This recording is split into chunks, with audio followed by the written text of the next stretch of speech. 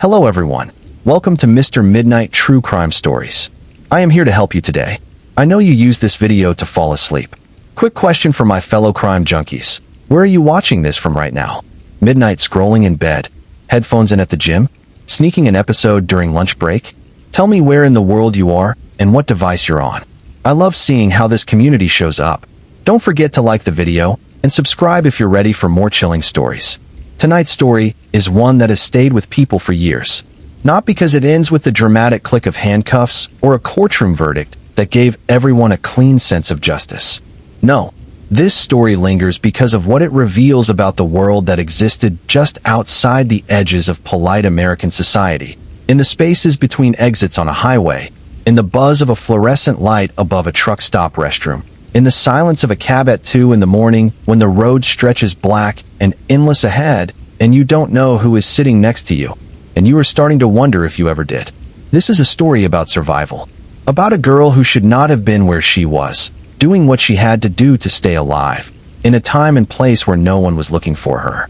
It is a story about the roads that cut through the heart of America in the 1980s, and about what lived on those roads. Not just the long-haul truckers pushing freight from one coast to the other, but the shadows that traveled alongside them. The predators. The ones who had learned that the highway offered something that small-town life never could. Anonymity. Distance. Disposal. But before the horror, there has to be the girl.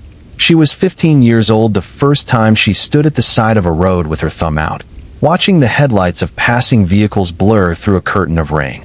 15 years old. Think about that for a moment. Think about where you were at 15. Think about what your biggest problems were at that age. Whether it was a grade on a test or a disagreement with a friend. Whether it was a crush who didn't notice you, or a curfew you thought was unfair. Now set all of that aside, because this girl's world looked nothing like that. Her world was walls that did not feel safe, and people who were supposed to protect her who had failed her in ways that are too common, too ugly, and too often dismissed by the adults who should have been paying closer attention. Her name, for the purposes of this story, is not something we will pin down with a label, because the truth is that what happened to her is more important than the precise details of her identity. What matters is that she was real, that what she experienced was real, and that she nearly became a statistic in a category of deaths that law enforcement, for too many years, barely bothered to count. She came from a broken home in the way that a lot of American homes in the early 1980s were broken, not visibly, not in the way that would have caught the attention of a teacher or a social worker, but quietly, consistently, in the way that wears a child down from the inside out. There was instability. There was fear. There was the kind of damage that doesn't leave marks you can photograph and present as evidence, but that hollows out a young person's sense of safety until they cannot tell the difference between the danger inside the house and the danger outside of it. And so she left. She was not the first girl to make that choice, and she would not be the last. Every year in America, hundreds of thousands of young people run away from home. Some are found within 48 hours. Some are found much later, in circumstances that no family should ever have to face. And some are never found at all. They dissolve into the invisible population that moves along the margins of this country. The runaways, the homeless, the desperate, the forgotten. And they survive by any means necessary, or they don't survive at all. She left with a boyfriend. He was a few years older than her, old enough to feel like protection, young enough to be just as lost. They had made a plan the way teenagers make plans, with conviction and almost no preparation, and they set out into a country that was not going to be kind to them. The year was somewhere in the early to mid-1980s, and America was in the middle of its own complicated identity. Ronald Reagan was in the White House. The economy was recovering from a brutal recession. The interstate highway system that Eisenhower had built was now 3 decades old, a ribbon of asphalt connecting the country from coast to coast. And along those interstates, the trucking industry had grown into one of the most powerful economic forces in the nation. 18-wheelers moved everything. Food, clothing, machinery, consumer goods. They were everywhere. You couldn't drive 100 miles on any highway without counting dozens of them. And where the trucks went, the truck stops followed.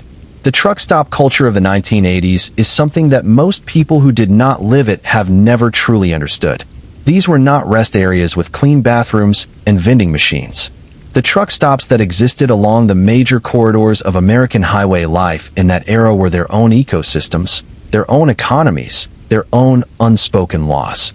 There were diners that served coffee and eggs at 3 in the morning to men who had been driving for 18 hours straight. There were showers and laundry rooms. There were payphones and CB radios crackling with voices. And there was an entire shadow world layered beneath that surface. A world of transactions and desperation, where women and girls moved through the parking lots and the diesel-soaked air looking for work, for rides, for survival, and where the men in those big cabs understood that what happened at the truck stop stayed at the truck stop, in the same way that sins committed on the road never seemed to follow a man home to his family. The slang for the women who worked those lots was ugly. It told you everything about how they were perceived. They were called lot lizards, a phrase that reduced a human being to something cold-blooded and scuttling, something that you could step on without consequence. Many of these women were addicted to drugs. Many of them were very young. Many of them had nowhere else to go. And the system, law enforcement, social services, the courts, largely treated them as if their suffering was either inevitable or deserved. When one of them disappeared, the investigation, if one happened at all, was brief. When a body turned up in a dumpster behind a truck stop, the assumption was often that she had brought it on herself. This was the world that the 15-year-old girl had walked into, not by choice exactly, but by the logic of desperation. When the options are danger at home and danger on the road at least offers movement. At least out there, you are moving towards something, even if you don't know what it is. She and her boyfriend hitchhiked because they had to. They had no money for bus tickets, no credit cards, no safety net. They needed to eat, and they needed to travel, and the only currency they had was the willingness of strangers to let them climb inside their vehicles. For a while, this worked. Not well. Nothing about their situation worked well, but they moved. They covered miles. They slept where they could, sometimes in abandoned buildings, sometimes in the cabs of trucks driven by men who asked for certain things in exchange for the warmth and the forward motion. And through all of it, she developed a system.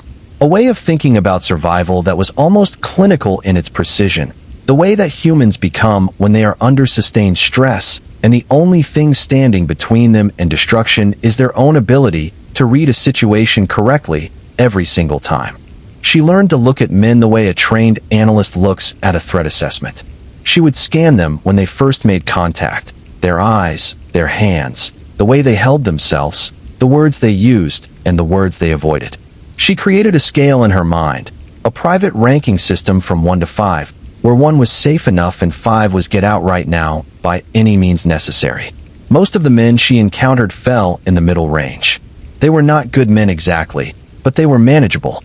She knew what they wanted, she knew what she could give and what she absolutely could not, and she negotiated that line with the seriousness of someone whose life depended on it, because it did. The first night on the road that comes into focus in this story was cold and wet. Rain had been falling since mid-afternoon, the kind of steady, punishing rain that turns a highway into a dark mirror and makes every set of headlights into an approaching threat. She and the boy she was with had been walking for hours, and they were soaked through. They had reached a truck stop somewhere in the mid-Atlantic region. The exact geography is blurry in the way that traumatic memory often is, and they were trying to find a ride heading west. The truck stop was lit up against the darkness, its sign burning orange and yellow against the rain-slicked sky, and the parking lot was full of rigs pulled in for the night, engines idling, the low rumble of diesel filling the air like a heartbeat. She walked through that parking lot with her eyes open, scanning, assessing. She had learned quickly that the way to approach a trucker for a ride was not to walk up to the cab cold and knock. You watched first. You looked at the license plates to see where the truck was from. You listened to the CB chatter if you could get close enough. You tried to figure out who was in there before you committed to the approach. And then, if everything checked out to the extent that anything ever checked out in this environment, you knocked, and you asked, and you read the response like a text you were being tested on. That night, she found a ride with a man who seemed, by every measure available to her, to be in the safe range. He was middle-aged, soft-spoken, and talked about his family back home in Tennessee. He had photographs on the dashboard of a woman and 2 kids. He offered them food from a bag in the passenger seat without any preamble of negotiation, which was a good sign. Men who wanted something from her up front always made the want known early. He drove through the night and dropped them off at a truck stop in the next state as the sun was coming up, wished them luck, and pulled back out onto the highway. She watched his taillights disappear and felt something that was not quite relief, but was close to it. She had made it through one more night. But the next one was different. The body in the dumpster was discovered just as the first trucker was dropping them off. She heard it before she saw it. A cluster of voices, raised in that particular tone that means something has gone wrong. Something has been found that should not exist in the daylight. She moved toward the sound the way that young people sometimes do, drawn by a mix of curiosity and the morbid awareness that in her world, bad things happened to people who looked a lot like her. And when she got close enough to see what the small crowd was looking at, she stopped moving entirely. A girl. She could not have been much older than 15 herself. She was in a dumpster behind the truck stop, half covered in trash bags, and she was very clearly dead. The details of how she had died were not immediately visible from where the narrator stood, but the stillness of her, the terrible, absolute stillness, told the whole story. Someone had put her there. Someone had decided that this girl was disposable, had used her and discarded her in the most literal way imaginable, and had driven away while the rain came down and the highway kept moving and the world went on as if nothing had happened. She stood at the edge of that crowd, and she thought something that would stay with her for the rest of her life. A thought so simple and so devastating that it almost does not need to be spoken aloud. She thought, that could be me. And then, turning slowly to look at the trucks idling in the lot, at the rows of cabs with their darkened windshields and their sleeping drivers, she thought something darker. Or it could be him. She did not know which one of them she meant.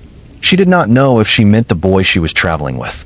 She did not know if she meant the friendly trucker who had just dropped them off. She did not know if she meant some man she had not yet encountered.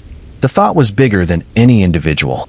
It was a recognition, young and raw and unprocessed, that the world she had walked into was one in which the margin between alive and dead could be measured in the difference between the right knock on the right cab door or the wrong one. She pulled her gaze away from the dumpster. She did not report what she had seen. To whom would she have reported it? She was a runaway with no ID, a minor, a girl that the world had already decided was too much trouble to care about properly. Calling the police would have meant questions she could not answer and consequences she could not afford.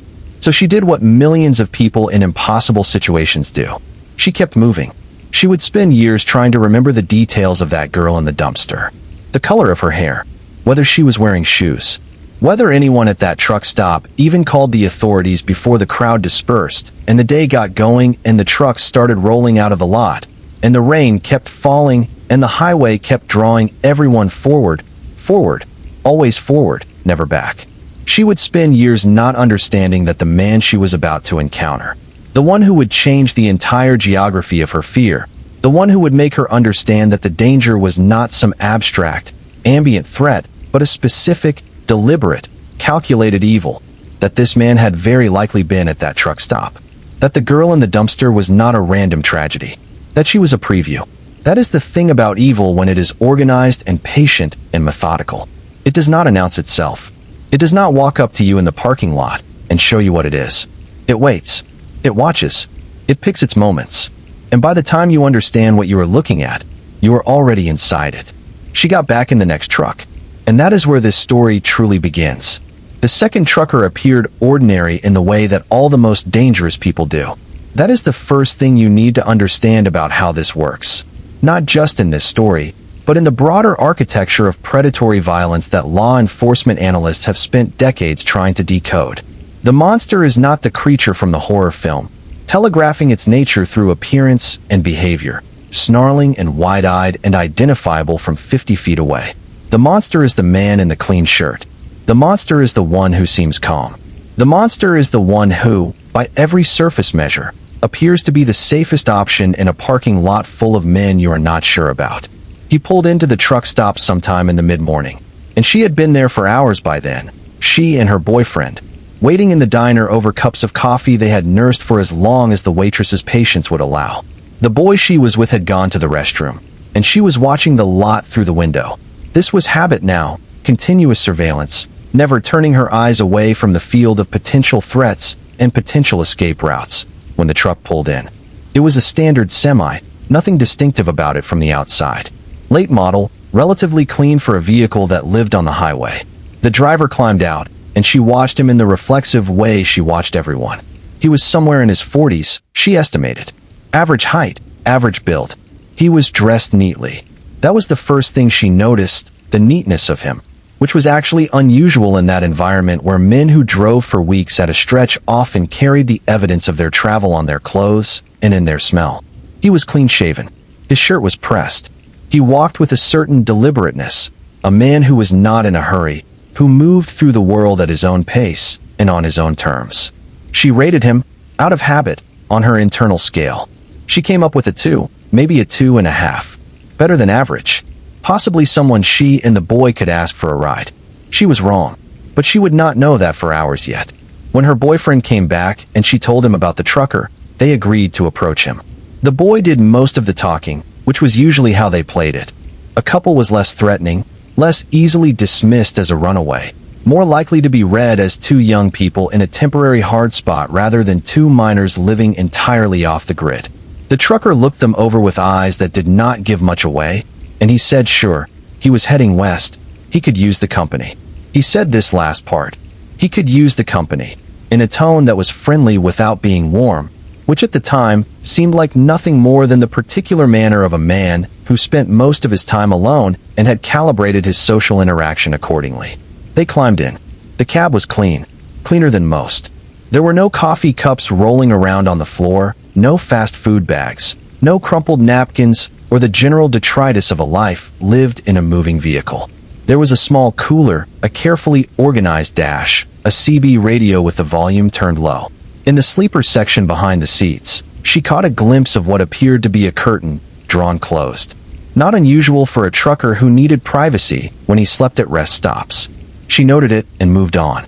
He drove, and they talked, or rather they tried to talk, which is where the first true wrongness began to emerge. Not in anything he said, but in the texture of the conversation itself, in the way it refused to develop the normal rhythm of a three-person exchange. He answered questions, but never elaborated. He asked questions, but never seemed to hear the answers.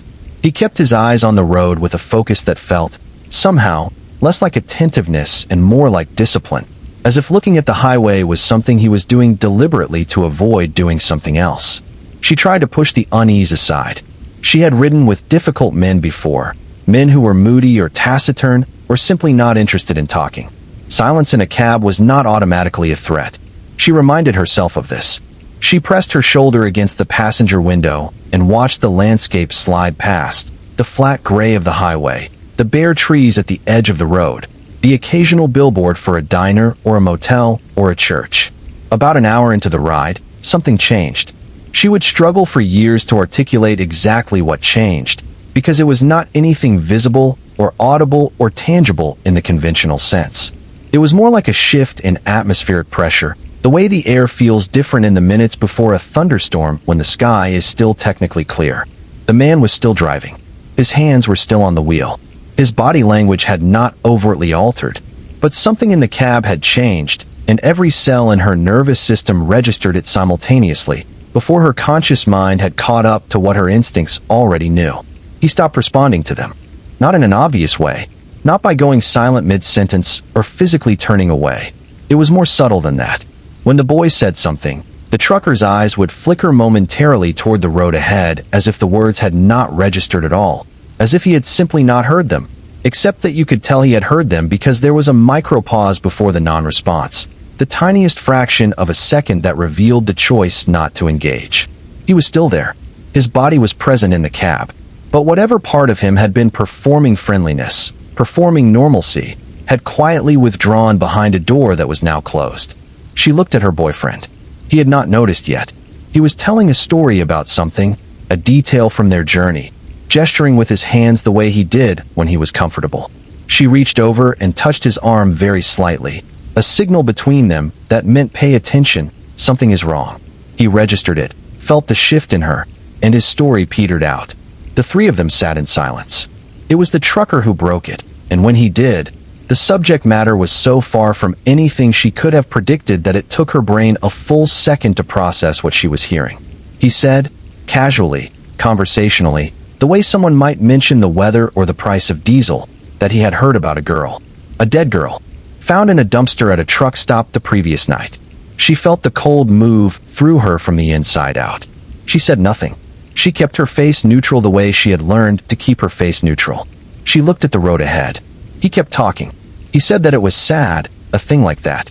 He said that the roads were full of dangerous people, that you never knew who you were traveling with, that people made choices, and some choices led to bad endings. He said this with a kind of philosophical remove, as if he were a commentator on events rather than a participant in anything. And then he paused for a moment before saying something that made the cold in her chest solidify into something close to ice. He mentioned what he called the Laughing Death Society. She had never heard this term before. She would hear it again, in her mind, thousands of times over the following decades. He said it in the same casual tone he'd been using, as if it were a reference she should recognize, as if it were a name that any person of reasonable awareness would know. He did not explain what it meant. He did not elaborate. He let the words sit in the air of the cab like something waiting to be picked up, and then he went quiet again, and the highway kept coming at them through the windshield, mile after mile after mile. Her boyfriend said, very quietly, "What's that?" The trucker smiled. It was the first time she had seen him smile since they got in the truck, and it was the wrong kind of smile. Not warm, not amused, but self-satisfied in a way that had nothing to do with joy. It was the smile of someone who has just revealed something and is watching to see what happens, who is enjoying the reaction without being troubled by the fact that the reaction is fear. He said, still smiling, that it was just something he knew about. Just something out there. Just people who understood certain things about the world. She did not ask what things. She was already doing math in her head. How fast was the truck moving? How close were they to an exit? Whether the door on her side would open if she needed it to? Whether the drop to the road at highway speed would be survivable if it came to that? This is what her survival brain looked like in action. Not panicked, not paralyzed, but calculating. Terrible, quiet, precise calculation. The boy reached over and took her hand. They were about 80 miles from the truck stop where they had boarded. The sign ahead indicated the next exit was 11 miles out. 11 miles on a highway takes about 8 minutes at 65 miles per hour. She counted that down in her head. 8 minutes. She needed to get them through 8 minutes. She started talking. This was another survival skill she had developed, a way of reasserting normal human interaction into a situation that was threatening to slip beyond her control. She talked, deliberately and carefully, about nothing important, about the road and the weather and where they were hoping to get to, and she did it in a voice that she worked very hard to keep steady and light, and she watched the trucker from the corner of her eye, and she waited. He responded to her talking, which was good. The philosophical withdrawal of earlier softened somewhat, not back to the surface friendliness of the beginning, but to something more neutral. He answered her questions. He matched her casual tone, and she kept going, kept the patter running, kept the interaction alive and human and normal feeling, because she understood something important that a lot of people don't understand about situations like this. Predators thrive in silence. Silence is where they operate most comfortably. Silence is the medium in which control is established and maintained. Fill the silence with something, anything, noise, conversation, humanity, and you interrupt that mechanism. You make it harder for the darkness to organize itself. The exit was coming up. She could see the sign now. She needed a reason. She needed something that would allow them to get out of this truck that did not announce itself as flight, because flight would change the equation in ways she could not afford. She leaned forward as the exit approached, and she said they needed to make a stop. She wasn't feeling well. Something she ate at the diner. She was going to be sick. She said it with conviction, with just the right amount of embarrassment, and she felt the subtle shift in the cab as the trucker processed the request. He took the exit. He pulled into a small rest area, half empty in the mid-afternoon. She had her hand on the door handle before the truck fully stopped. She said she'd be right back, just needed a minute. Looked at her boyfriend with the look that meant now. Right now? We are leaving right now? And she was out of the cab and on the pavement and moving toward the restroom building in long, quick strides. She had expected the boy to be right behind her. She had expected to hear 2 doors closing, 2 sets of footsteps. She did not expect what happened next, which was that when she turned around, halfway to the restroom building, she saw that her boyfriend was still in the cab. Still in the cab, talking to the trucker through the open window, appearing completely relaxed, apparently not registering what she had been registering for the past hour. He was a boy. He had not been calibrated the way she had. The danger had not spoken to him in the same frequency that it had spoken to her. She went back. She walked back to that truck and she smiled, and she said they were actually going to take a break here and stretch their legs a bit. And she opened the passenger door and she gave her boyfriend a look that he finally understood, and he climbed out. They thanked the trucker for the ride. The trucker said nothing. He just looked at them, that same flat, assessing look, for a moment that felt much longer than it was. And then he rolled up the window, and the truck sat there, idling. They walked away from it. She did not look back. She had learned not to look back. Looking back invited engagement, invited eye contact, invited the kind of connection that could restart something you needed to be over. She walked across the rest area with her boyfriend's hand in hers, and she kept her breathing even and her pace steady, and she did not look back until they were inside the building. When she did look, through the dirty glass of the restroom door, the truck was gone. She let out the breath she had been holding for over an hour. She sat down on the concrete floor of the women's restroom at a roadside rest area in the middle of America, and she put her head in her hands, and she did not cry. She did not have the luxury of crying. But she sat there for a long time, and she understood that she had just passed through something. That something had been very close. That the distance between where she was sitting right now and that girl in the dumpster at the truck stop from the night before was not nearly as wide as she needed it to be. She did not yet know how much narrower it was about to get. They stayed at that rest area for the better part of 3 hours, long enough for the adrenaline to clear from her system and for something like rational thought to reassert itself. Her boyfriend kept asking her what had happened, what had scared her, why she'd been so insistent on getting out of that truck, and she kept trying to explain it in words that could not quite contain the thing she was trying to describe. It was not any single statement the man had made. It was not any specific action he had taken. It was the aggregate, the deliberate cleanliness of the cab, the too-controlled manner, the shift in atmosphere, the dead girl mentioned so casually, the laughing death society spoken into the air like a password, the smile that contained no warmth. It was the feeling of being studied by something that had learned to mimic the appearance of normalcy without ever quite managing to reproduce the substance of it. Her boyfriend listened and nodded and said she was probably right, that the guy was creepy, that they were lucky to be out. And she heard the words, but she also heard what was underneath them. The slight dismissal, the teenage male tendency to reduce something enormous to something manageable by applying language to it that made it sound less serious than it was. Creepy. Probably. Lucky. These were the words of someone who had not fully understood what they had been sitting 3 feet away from for 65 miles. She did not push the argument. She filed the experience in the part of her mind where she stored the information that she needed to survive, the way an animal stores the memory of where it once caught a predator's scent, and she moved forward. They found another ride before nightfall. This one was better. An older man in a pickup who was hauling something for his brother-in-law and was perfectly happy to have company through the dark stretch of highway ahead of him.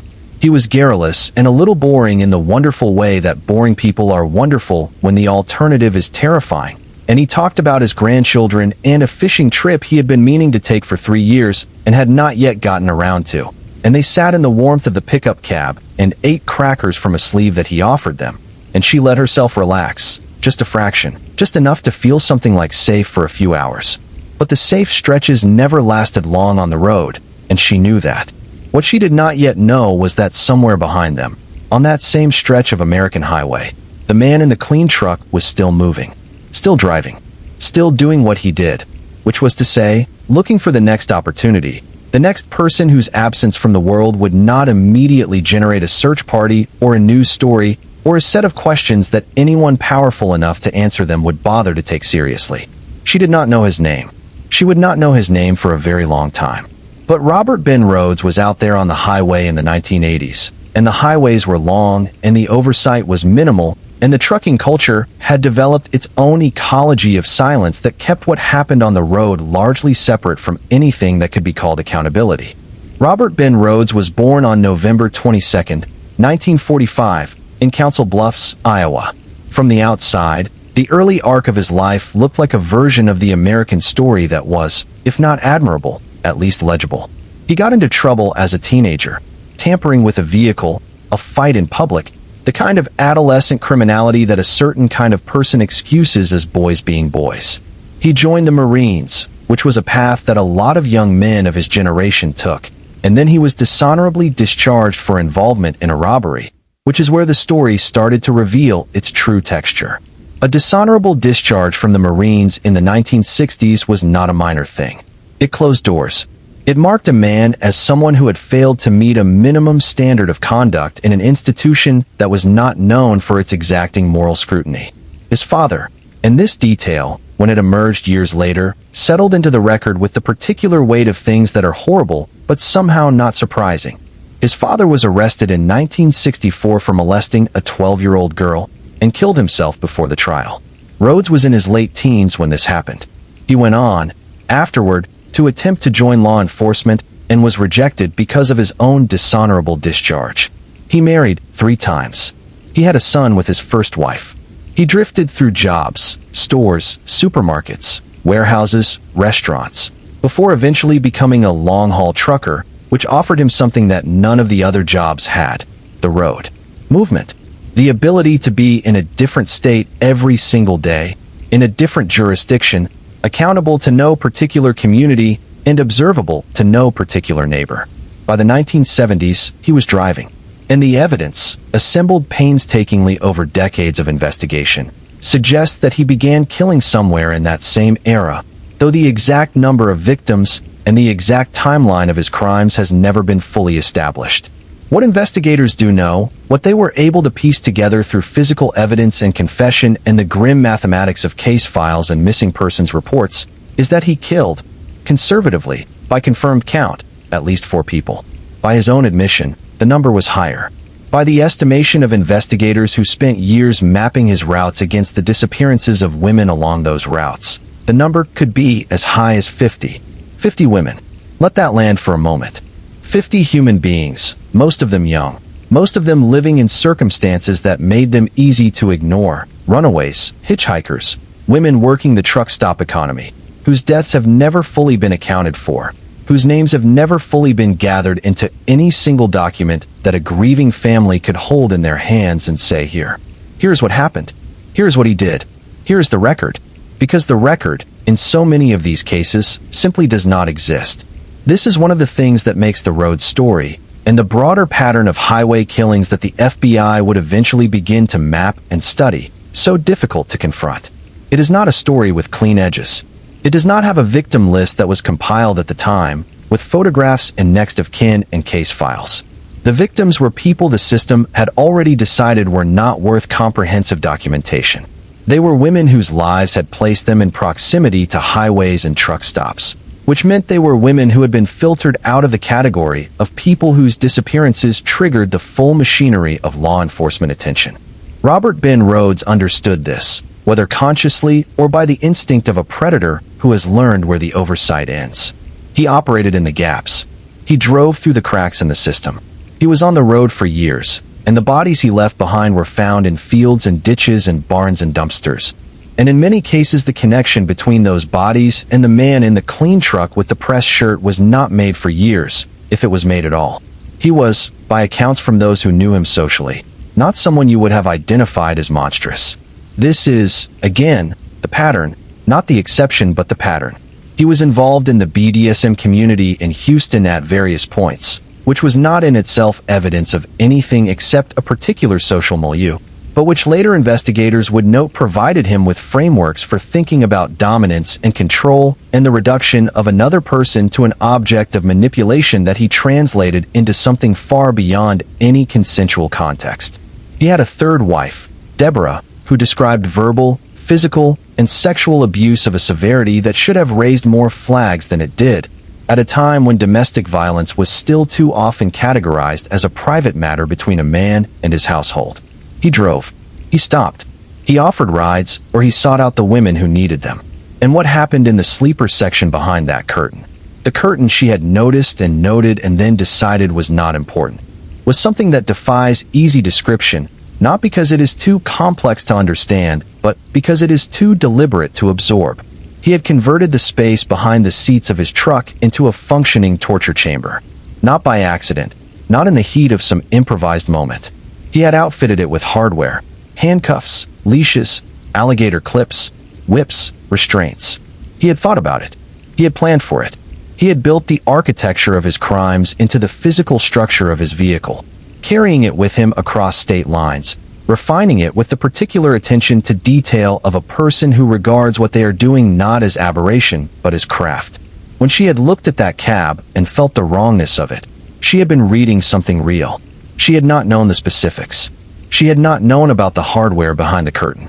But her nervous system had registered something that her rational mind could not yet articulate, and she had acted on it. And that action was the difference between her story being the one we are telling now and her story being a name in a case file, or no name at all, in a case file that might not even exist. She thought about the girl in the dumpster. She would think about her for the rest of her life. She would build entire architectures of memory around that moment in the truck stop parking lot, standing at the edge of the small crowd, looking at the stillness of a body that had been someone's daughter, someone's maybe sister, someone's child. She would try, in the years to come, to find out who that girl was. She would try to determine whether that death had been investigated, whether there was a record somewhere, whether anyone had put a name to the face and placed a notification in a file that eventually reached the right desk in the right town and gave some family somewhere the terrible but necessary knowledge that their daughter was not coming home. She would discover things she was not prepared for, but that discovery was still years in the future.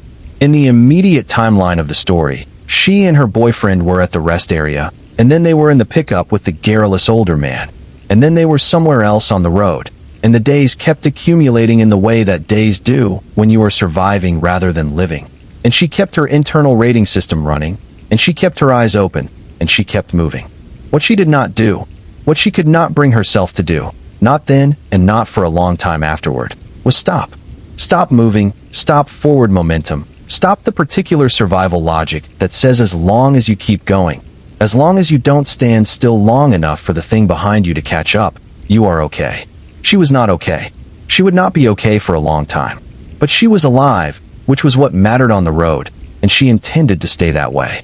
There was a ride through Kentucky that was fine, and a ride through Tennessee that was less fine but manageable. And somewhere along the way she and the boy who'd started this journey with her began to come apart in the way that people who have been through hard things together sometimes come apart. Not dramatically, not with a clear breaking point, but with the slow erosion of two people who needed different things from their survival and could no longer pretend that those needs were compatible. He wanted to settle somewhere. She was not ready to stop moving. The road had become, in its terrible way, a kind of home, not a safe one, not a comfortable one, but the only one that made sense to her in a world that had offered her no better options. She continued alone. This is the point in the story where the danger level, if you were still running her scale in your head, quietly escalated from a 3 to something that had no comfortable number to contain it. Because a lone young woman hitchhiking on the interstate highway system of America in the 1980s was not just vulnerable in the way that she had been vulnerable with a companion.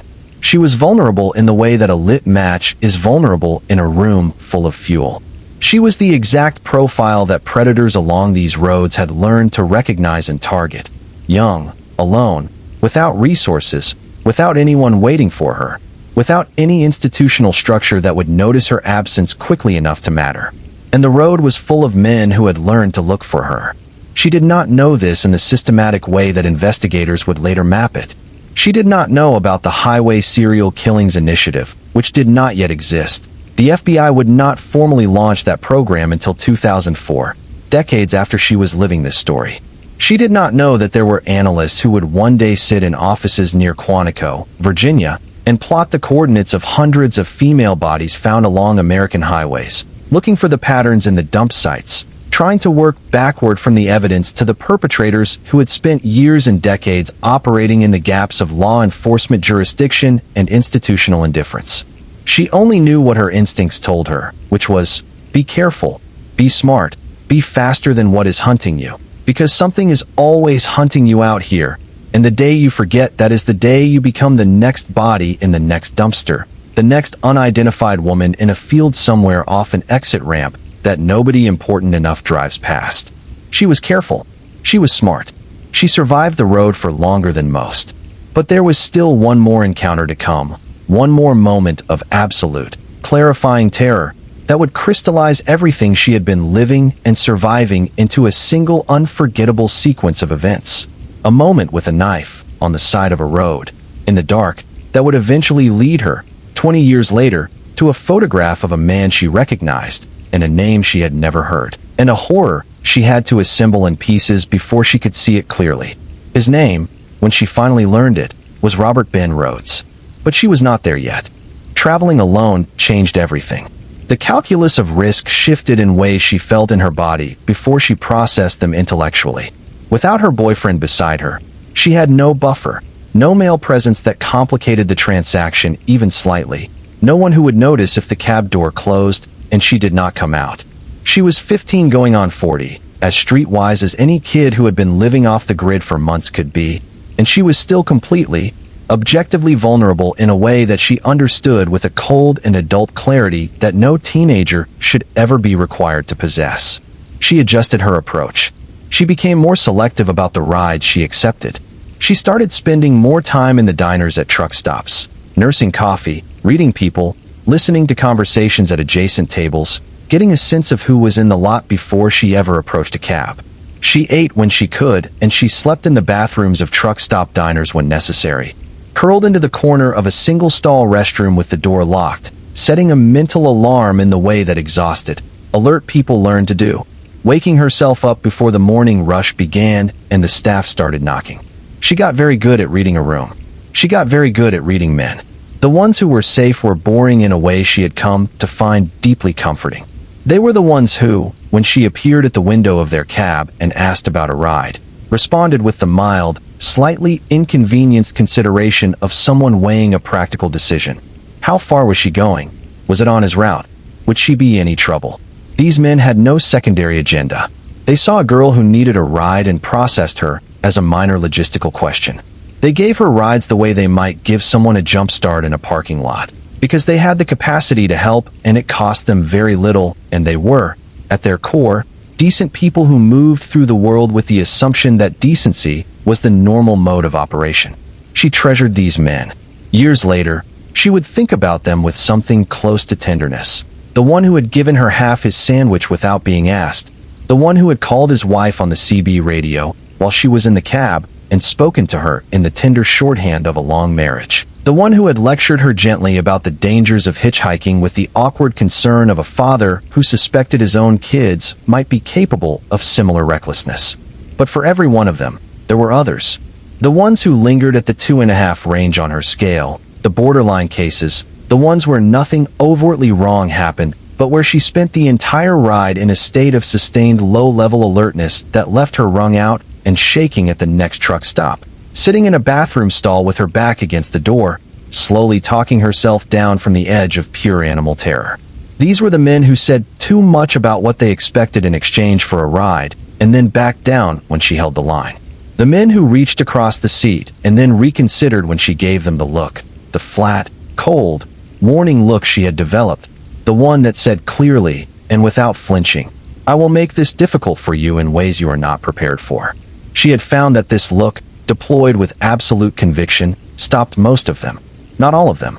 The ones at the top of the scale were the ones she had learned to get out of by any means necessary, and she had gotten out of several.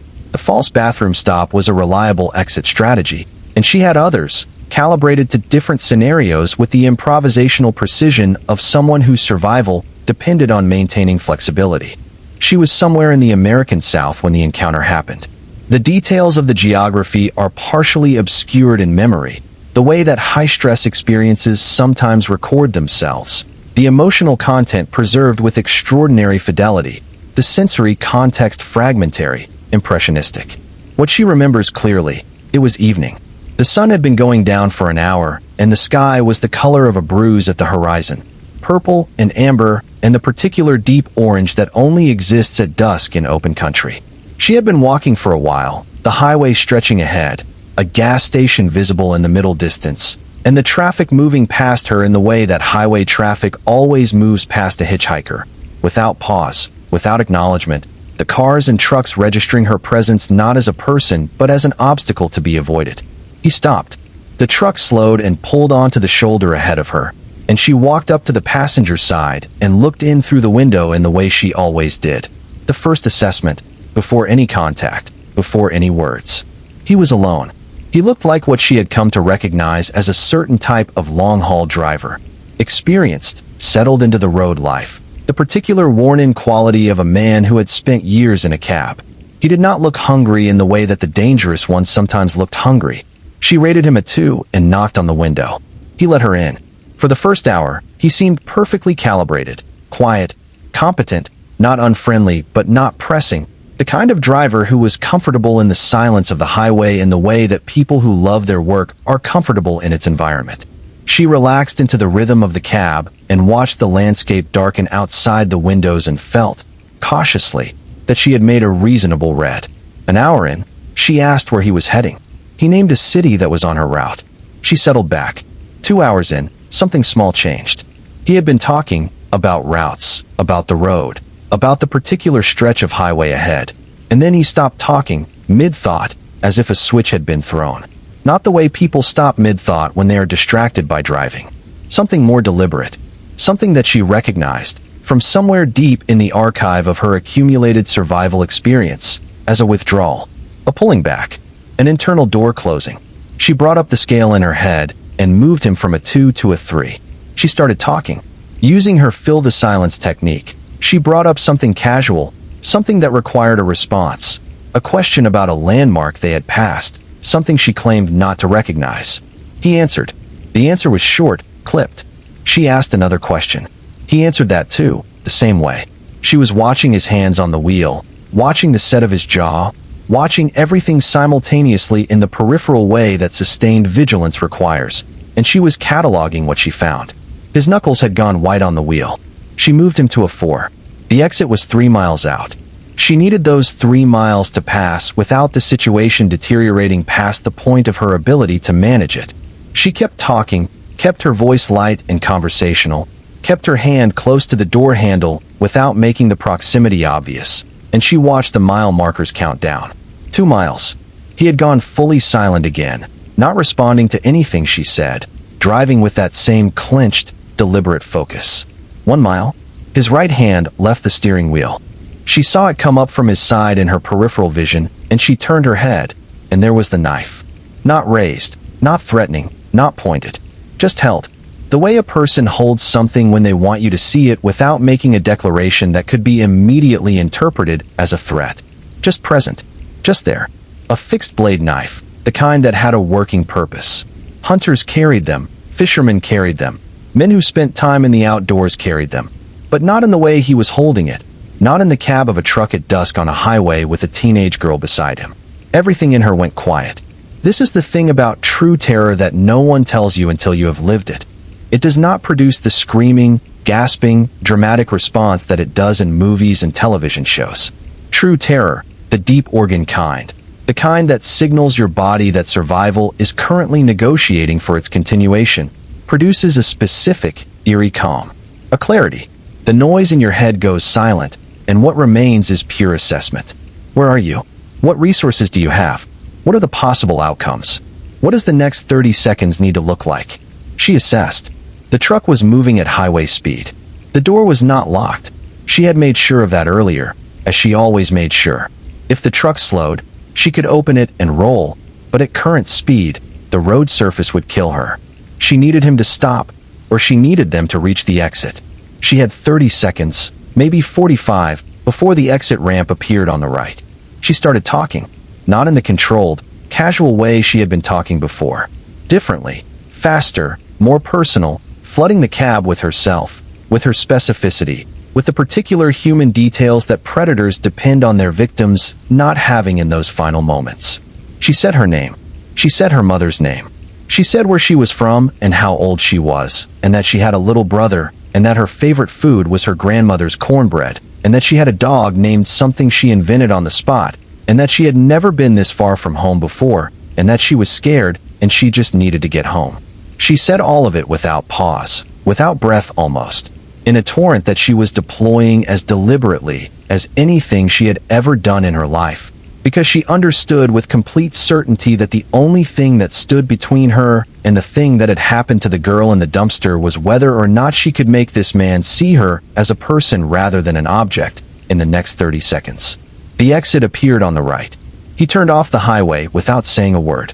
The truck slowed on the exit ramp. She was watching the speedometer with one eye and the knife with the other, and the exit ramp ahead with the third eye that terror opens in your mind. The ramp curved and opened onto a two-lane road, and he turned right and drove about 100 yards and pulled onto the shoulder and stopped. The engine idled. The cab was very quiet. She could hear both of them breathing. He turned and looked at her. She looked back. His eyes were flat and dark, and they held an expression that she would describe, years later, as the absence of an expression. Not rage, not hunger, not even coldness exactly, but a blankness that was somehow worse than any of those things. The blankness of someone for whom the usual human calculus, the moral instinct that prevents most people from doing harm to another person, had simply been removed or had never been present to begin with.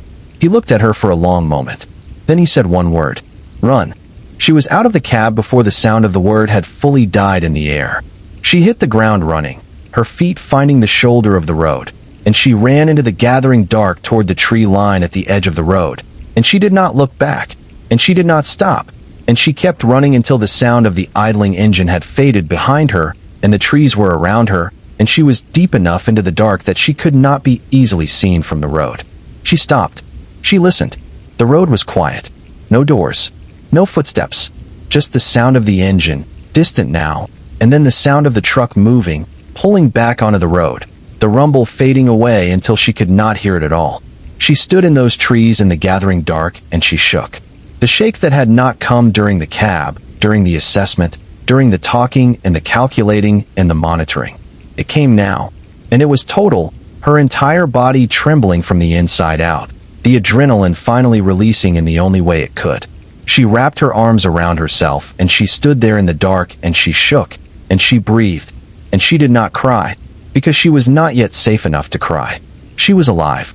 She was alone in the dark in an unfamiliar place with no money and no phone and no plan. But she was alive. That word, run, would stay with her for the rest of her life. She would hear it at odd moments, in dreams, in the quiet before sleep, in the silence between thoughts on ordinary days decades later. She would think about what it meant that he had said it. Was it mercy? Was it a game? Was it the action of a man who had, at the final moment, been moved by something in her torrent of words, some detail of her specific humanness that had interrupted his process? Was it the action of a predator who found more satisfaction in the terror of the chase than in the outcome? Was it simply the most efficient disposal? Let her run. Let her tell whoever she told, knowing that no 15-year-old runaway girl in the 1980s was going to be believed or even fully listened to when she described what had happened in a truck cab on a dark stretch of highway. She would never know. She would carry the not knowing the way you carry a stone that you can set down sometimes, but never fully put away. She was 15 years old, alone in the dark, in a country that did not know she existed. She started walking. The night she spent after running into those trees is the kind of night that does not fold neatly into any narrative. There is no arc to it, no series of events that build toward a resolution. It was simply endurance. She walked when she could see enough to walk. She stopped when she couldn't. She found a gas station at some point in the early morning hours, staffed by a teenager her own age who looked at her with the mild curiosity of someone who had seen stranger things on a night shift and poured her a cup of coffee without being asked. She sat at the counter for 2 hours and said nothing, and the boy behind the counter said nothing, and there was something almost unbearably normal about that. 2 teenagers in the middle of the night in a small roadside gas station, the fluorescent lights humming overhead, the coffee tasting like it had been in the pot since Tuesday. She did not tell him what had happened. She would not tell anyone what had happened, not for years, not one single person. Not even the people she would eventually let close enough to know her somewhat, would know about the cab and the knife and the one word before she ran. She would carry it the way she carried everything else from the road, not as a secret exactly, but as something that belonged to a category of experience that the people around her did not have the framework to receive. The world she had been living in was so far outside the comprehension of ordinary experience that describing it felt less like communication and more like speaking a language no one else had learned. And there was something else. Something harder to name, but more corrosive in its effect. Shame. Not the rational kind of shame. Not the kind that a careful thinker could dismantle with the observation that she had not done anything wrong. that she had been a child in a dangerous situation through no fault of her own, that the shame belonged to the men who had created those conditions and the society that had looked the other way. She knew, intellectually, even then, that the shame was not hers. But she felt it anyway, the way that victims of violence so often feel it, as if the fact of their survival were somehow evidence of complicity, as if having been in that cab were a choice she should have been smart enough not to make. This is one of the cruelest mechanisms of predatory violence. It does not end when the threat is over. It continues in the internal life of the survivor, rewriting itself, recruiting the survivor's own mind to do the work of shame and silence that external coercion could not fully accomplish. This is why she did not go to the police. Not because she thought they wouldn't care, though she had reason to believe that, but because the act of reporting would have required her to describe herself in the terms that the situation had left her with: a runaway minor, hitchhiking alone, who had voluntarily gotten into a stranger's truck. She knew exactly how that story sounded to the institutions that were supposed to help people in her situation, and she knew that the version of events those institutions were likely to produce from her report was not one in which she was the person who needed help. She moved on from the gas station as the sun came up. She found another ride. She kept going. In the weeks that followed, the road became a kind of blur. She covered distances, she survived encounters, she found stretches of relative safety and stretches of heightened vigilance. And somewhere in the texture of that ongoing survival, the specific encounter with the knife and the dark cab and the man's flat eyes began to settle into a different part of her memory. Not forgotten, never forgotten, but compressed, stored, filed away under the general heading of things that happened out there, in that life, before she came back to something that resembled ordinary existence. Because she did come back. Slowly, imperfectly, in the way that young people who have been damaged but not destroyed sometimes find their way back. She found a town that held her for a while. She found work, the gray economy kind, off the books, the only kind available to someone without documents or a verifiable history. And she found a room to sleep in, and she found, gradually, a version of stability that was not what most people would recognize as stable, but which felt, after the road, like extraordinary peace. She did not make friends easily. The experience of the road had recalibrated her in ways that made ordinary social interaction feel like a performance she could approximate, but never quite embody. She watched people differently than they watched each other. She rated them on her scale automatically, involuntarily, even in entirely safe contexts, at the grocery store, at the laundromat, in the waiting room at a clinic. The scale never turned off. She lived in the permanent low hum of vigilance that is one of the most common and least discussed consequences of sustained trauma. She worked. She saved. She eventually, with the stubborn forward motion that had carried her through the road, built something that looked, from a distance, like a life. She was not happy in any simple sense of the word, but she was functional, and in the hierarchy of outcomes available to a girl who had been where she had been, functional was an achievement she did not take for granted. She did not think about the trucker often. She did not think about the word run. She thought about the girl in the dumpster sometimes, late at night, in the way that unresolved things rise in the quiet.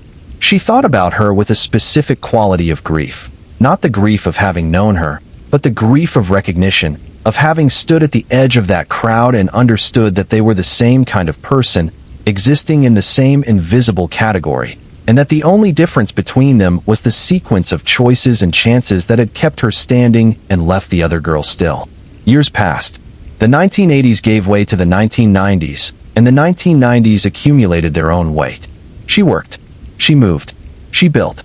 She did not talk about the road, and she did not go looking for the things the road had left behind.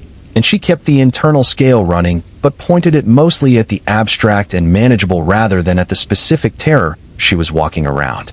And then, one morning, a friend sent her an article.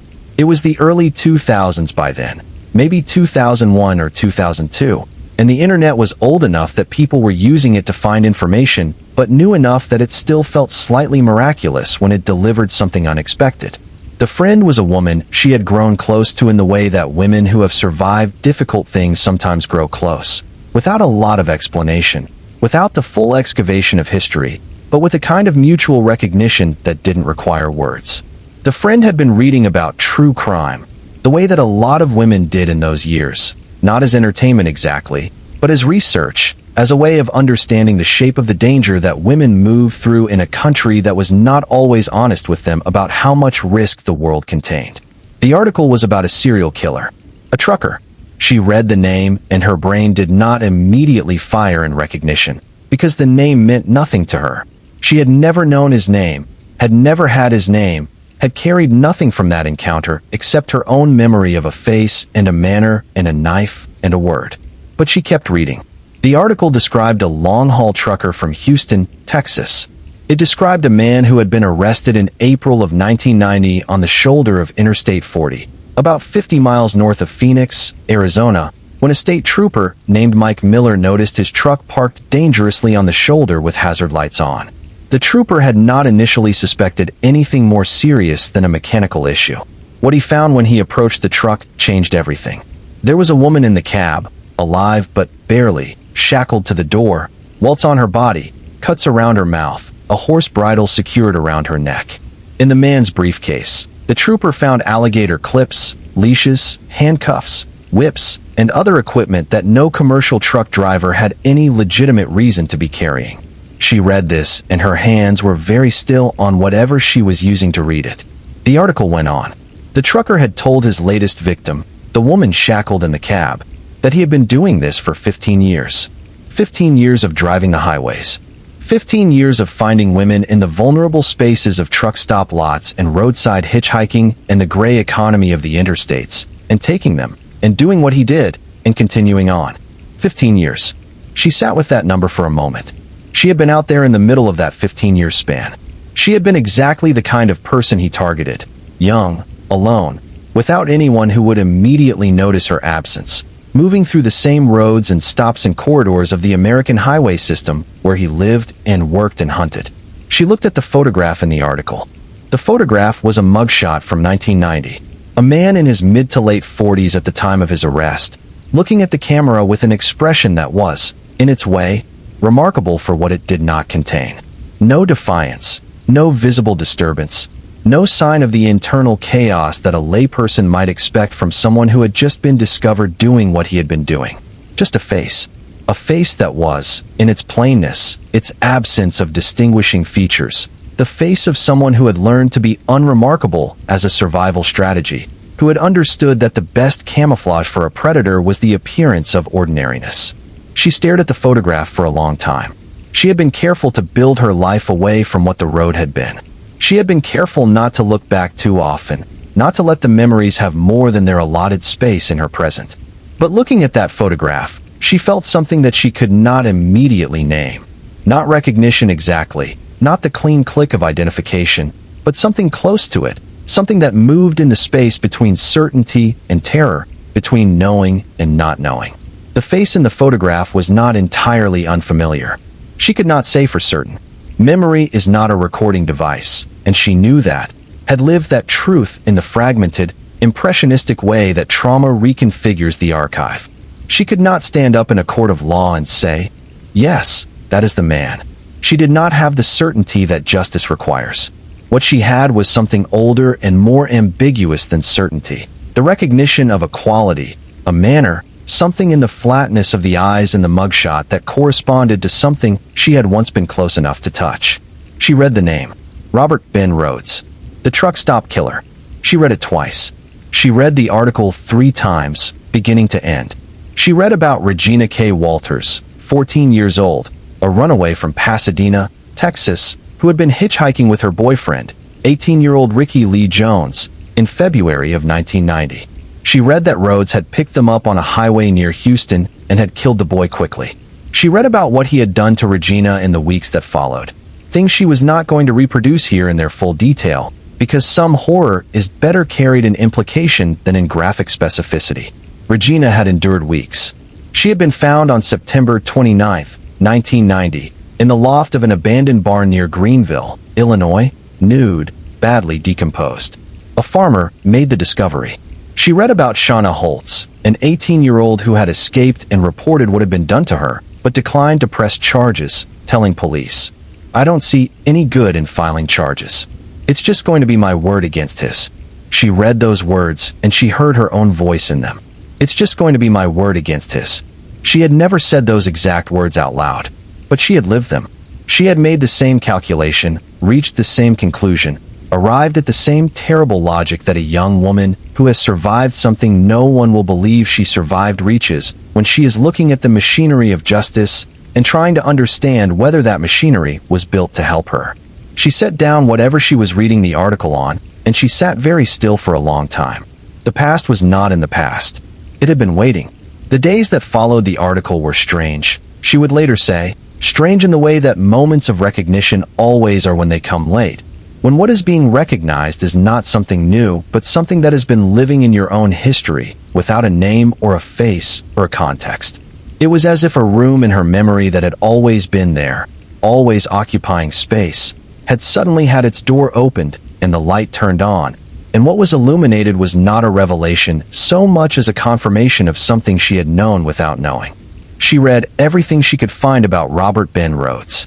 In the early 2000s, the internet was not yet the comprehensive archive of documented crime that it would become, and the information available was partial, fragmentary in the way that coverage of crimes against marginalized victims always tends to be.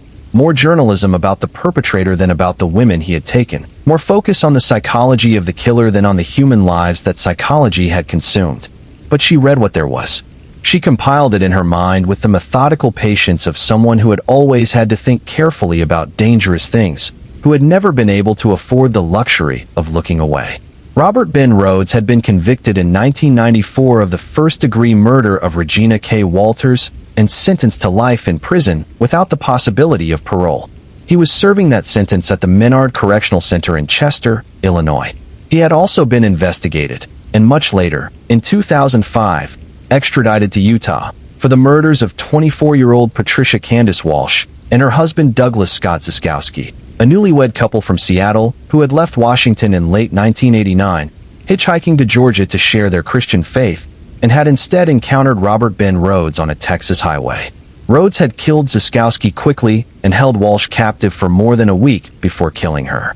Her body had been found in Millard County, Utah, in October of 1990, and she had gone unidentified for 13 years, known only as Jane Doe 1, until forensic scientists from the University of Arizona matched X-rays of her jaw to dental records in 2003. 13 years. 13 years as Jane Doe. A woman from Seattle, with a family, with a life, with a name, spending 13 years in the official record of American violent crime as nothing more than a number. She thought about the girl in the dumpster. She thought about her the way she always thought about her, with the particular quality of grief that has no clean object, that cannot be addressed because its subject has no name, no file, no confirmed identity. Had that girl been one of his? The timing could have placed him on those roads. The method, the dumpster, the truck stop, the deliberate disposal, fit the pattern. But she had no way to know, and the absence of knowledge was its own specific torment. She needed to think clearly. She made herself a cup of tea or coffee. She can't say which now. The domestic detail has been lost in the larger texture of the memory, and she sat at her kitchen table, and she tried to be rational and systematic about what she was doing. She was looking at a man who had been operating on the American highway system for potentially 15 years or more, who had targeted young women specifically, who had used the transient nature of his occupation to move his crimes across state lines before any single jurisdiction could see the whole picture. And she was a woman who had, somewhere in the early to mid-1980s, ridden in a truck with a man who had been clean and controlled and menacing in a way she had never fully been able to articulate, who had held a knife in a dark cab, and then said one word. Was it him? She could not say yes with certainty. She could not say no either. What she could say, what she could feel, in the way that the body knows things that the mind is still processing, was that whether or not it was specifically Robert Ben Rhodes who had been sitting beside her in that cab, what she had encountered was the same thing that Robert Ben Rhodes was. The same category of person, the same method, the same specific targeting of the same specific population of invisible, disposable young women. Even if she had been in a different cab, on a different night, with a different predator, she had been in the same danger. She had been in the ecosystem that produced Rhodes, and she had been exactly the kind of prey it was designed to consume. This realization did not make the question of identity less important. It made it more important. Because the question was not just personal, not just about her own history and her own survival and her own unprocessed terror. It was about the girl in the dumpster. It was about whether that girl had a name, whether that name was in any database anywhere, whether somewhere there was a family who had never stopped waiting. She had to do something with this. She thought about calling the FBI. She thought about this carefully, weighing it the way she weighed everything, measuring the possible outcomes against the risks, assessing the institutional response she was likely to get from a woman calling a federal agency in the early 2000s to report an encounter that had happened approximately 20 years earlier on a road she could only approximately identify to a man she could only tentatively recognize from a mugshot. She was not naive about institutions. She had grown up outside the protection of institutions. She had learned early that the benefit of the doubt was not an unlimited resource and that it was distributed unequally. But she also understood that she might have something, a fragment of information, a detail of recollection, a piece of the picture that the people trying to assemble that picture did not have. Even if her specific memory could not be confirmed, even if the identification was inconclusive, the information she carried about those roads and those stops and the culture of those years might be useful to someone who was trying to understand the geography of a predator's operational range. She made contact. The specifics of how she did this, which agency, which field office, which pathway into the enormous bureaucratic machinery of federal law enforcement, are less important than what happened when contact was made, and she began to talk with people who knew Robert Ben Rhodes's case in the systematic, technical way that professional investigators know these things. The agents she spoke with were not what she had expected. She had prepared herself for institutional skepticism, for the polite dismissiveness of people who had heard too many survivor accounts of uncertain credibility and had developed protective mechanisms against being drawn into inconclusive rabbit holes. What she found instead were people who listened with a specific kind of attention, not the casual attentiveness of polite conversation, but the focused, probing interest of professionals who understood that the information contained in survivor experience was often exactly the kind of information that official records could not provide. They explained things to her that she had not known. Things about how investigators think about cases like Rhodes's. They talked about the difference between what they called signature and behavior. The distinction between the specific details that a killer cannot vary because they are fundamental to his psychological gratification and the tactical behaviors that he might change in response to circumstance or risk assessment.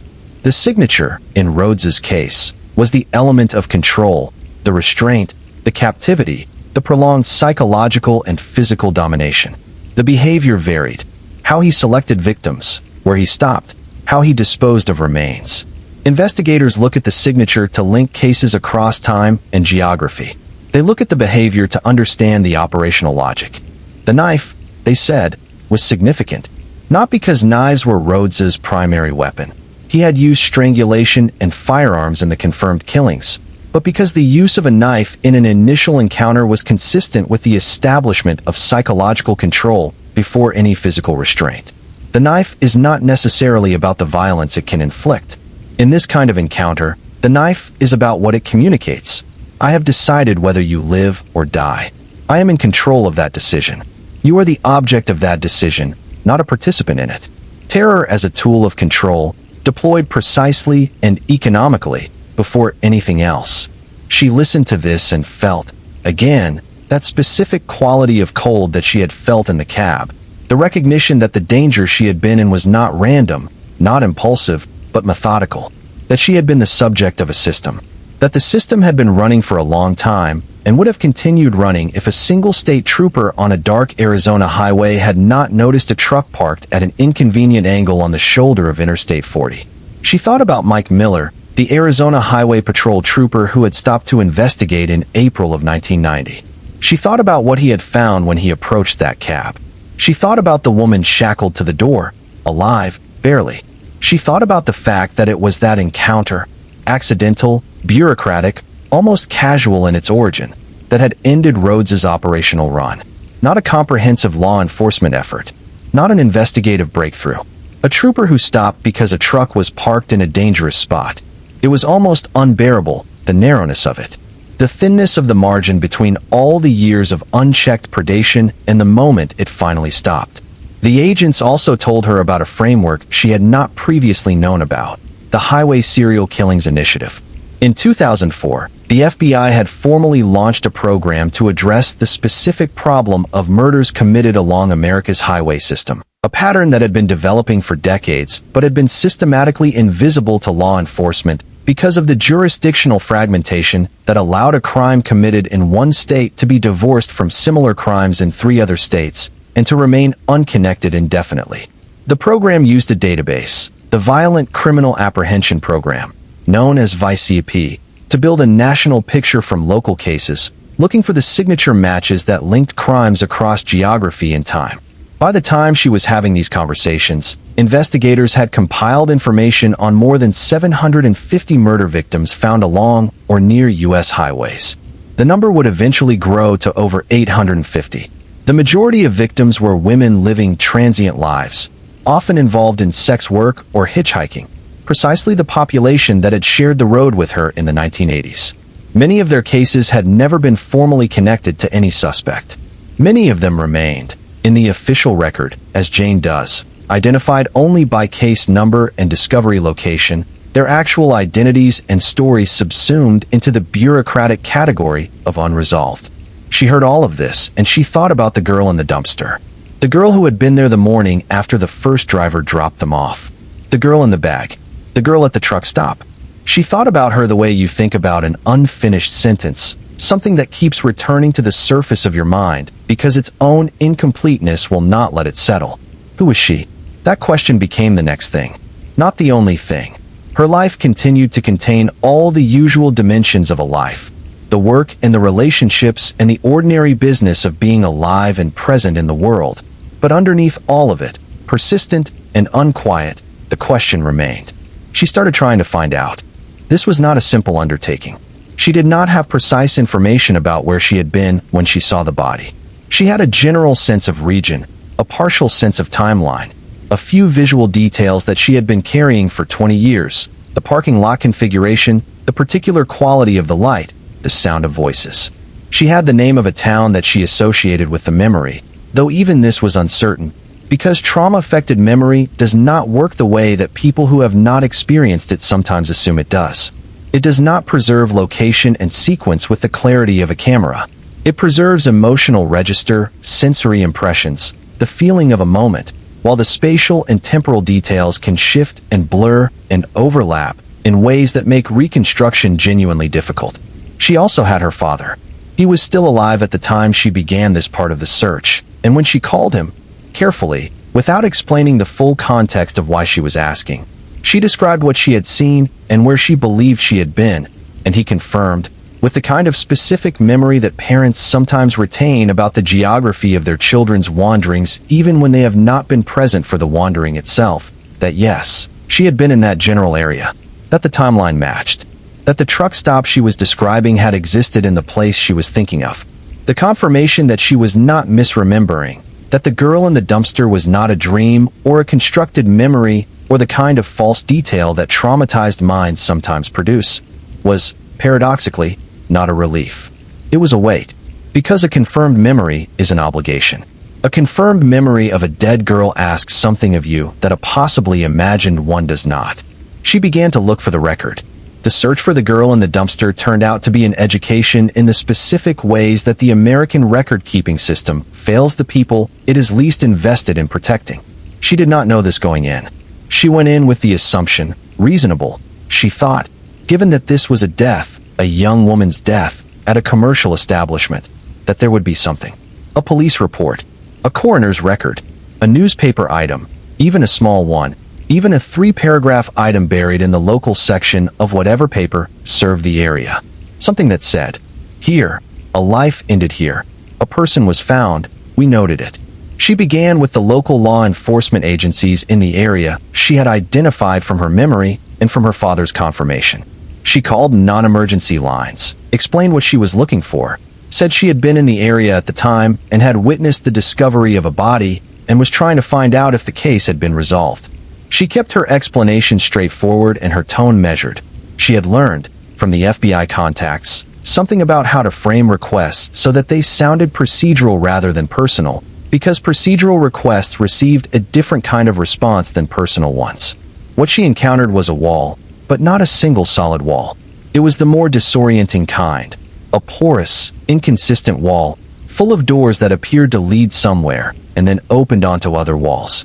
One department told her they did not retain records from that far back, which might have been true or might have been the administrative shorthand for we do not have the capacity or the will to search for records from that far back on a request from an individual with no official standing. Another department told her that their records from that period had been destroyed in a routine archive clearance, a practice that was apparently common in smaller jurisdictions that lacked the storage capacity for decades of paper files and had not yet digitized historical records.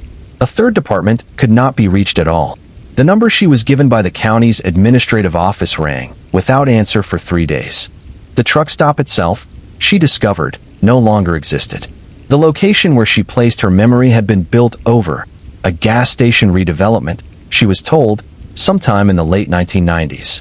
The physical space where the body had been found, where the small crowd had gathered, where she had stood at the edge of the parking lot and understood for the first time the true nature of the world she was moving through. That space was now something else entirely, a forecourt with new concrete and bright pump canopies, scrubbed of any evidence of what it had once been. This is how history is erased. Not through dramatic revisionism, not through the deliberate destruction of evidence, but through the ordinary entropy of time and the institutional tendency to retain only what is administratively useful. Police records have retention schedules. Archive space is finite. Local newspapers from small towns in the 1980s are not comprehensively digitized. The physical locations where events occurred get redeveloped. And in the gaps created by all of these ordinary processes, the record of what happened to certain people, specifically the people who were least powerful, least connected, least able to advocate for their own posthumous documentation, simply disappears. She drove to the area herself. She made the trip with the slightly unreal quality that retracing the geography of a traumatic memory always carries. The way that roads you have not driven in 20 years feel simultaneously familiar and wrong, as if the landscape has been ever so slightly rearranged. The distances subtly altered. The landmarks moved a few degrees from where your memory insists they should be. She found the town she had been looking for, or a version of it. She drove past the location where the truck stop had been. She sat in her car and looked at the gas station that had replaced it. There was no marker. Of course there was no marker. There was no reason for there to be. The world does not mark its failures to protect the invisible. It builds over them and moves on. She talked to people in the town. She was careful about how she did this, not presenting herself as an investigator or a researcher, just as someone with a personal connection to the area, someone asking about the old truck stop, whether anyone remembered it, whether anyone had been around in those years. She was careful because she had learned that the mention of a dead body in a conversation with a stranger in a small town tends to produce one of two responses. Either the person doesn't remember or claims not to remember, or they remember very specifically, and their remembering carries a particular quality of discomfort. The discomfort of someone who has been carrying a thing they were never sure they were allowed to put down. Most of the people she talked to did not remember. They were too young, or they had not been in the area then, or the truck stop had not been part of their world. One elderly man at a diner, a man who had been working at a shop near the truck stop in those years, and remembered it with the particular affection that people have for vanished landmarks of their own past, remembered hearing something. Something about a girl found at the stop. He could not give her details. He could not give her dates. What he gave her was the confirmation that it was not nothing, that the memory of something had existed in that community, even if the documentation had not survived. She drove back home with less than she had hoped for, and more than nothing. She filed what she had found with the FBI contacts she had established.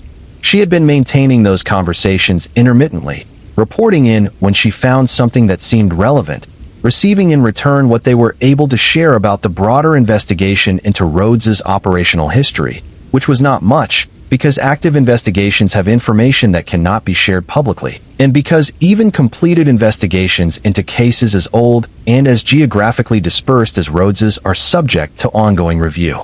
What she learned from these conversations, incrementally and in pieces, was something she had suspected but not confirmed. The geographic range of unidentified highway killings that could potentially be attributed to Rhodes, or to other predators operating in the same spaces, was enormous. The FBI's highway serial killings database, by the time it had been running for several years, contained information on hundreds of victims whose deaths had never been conclusively linked to any specific perpetrator. The majority were women.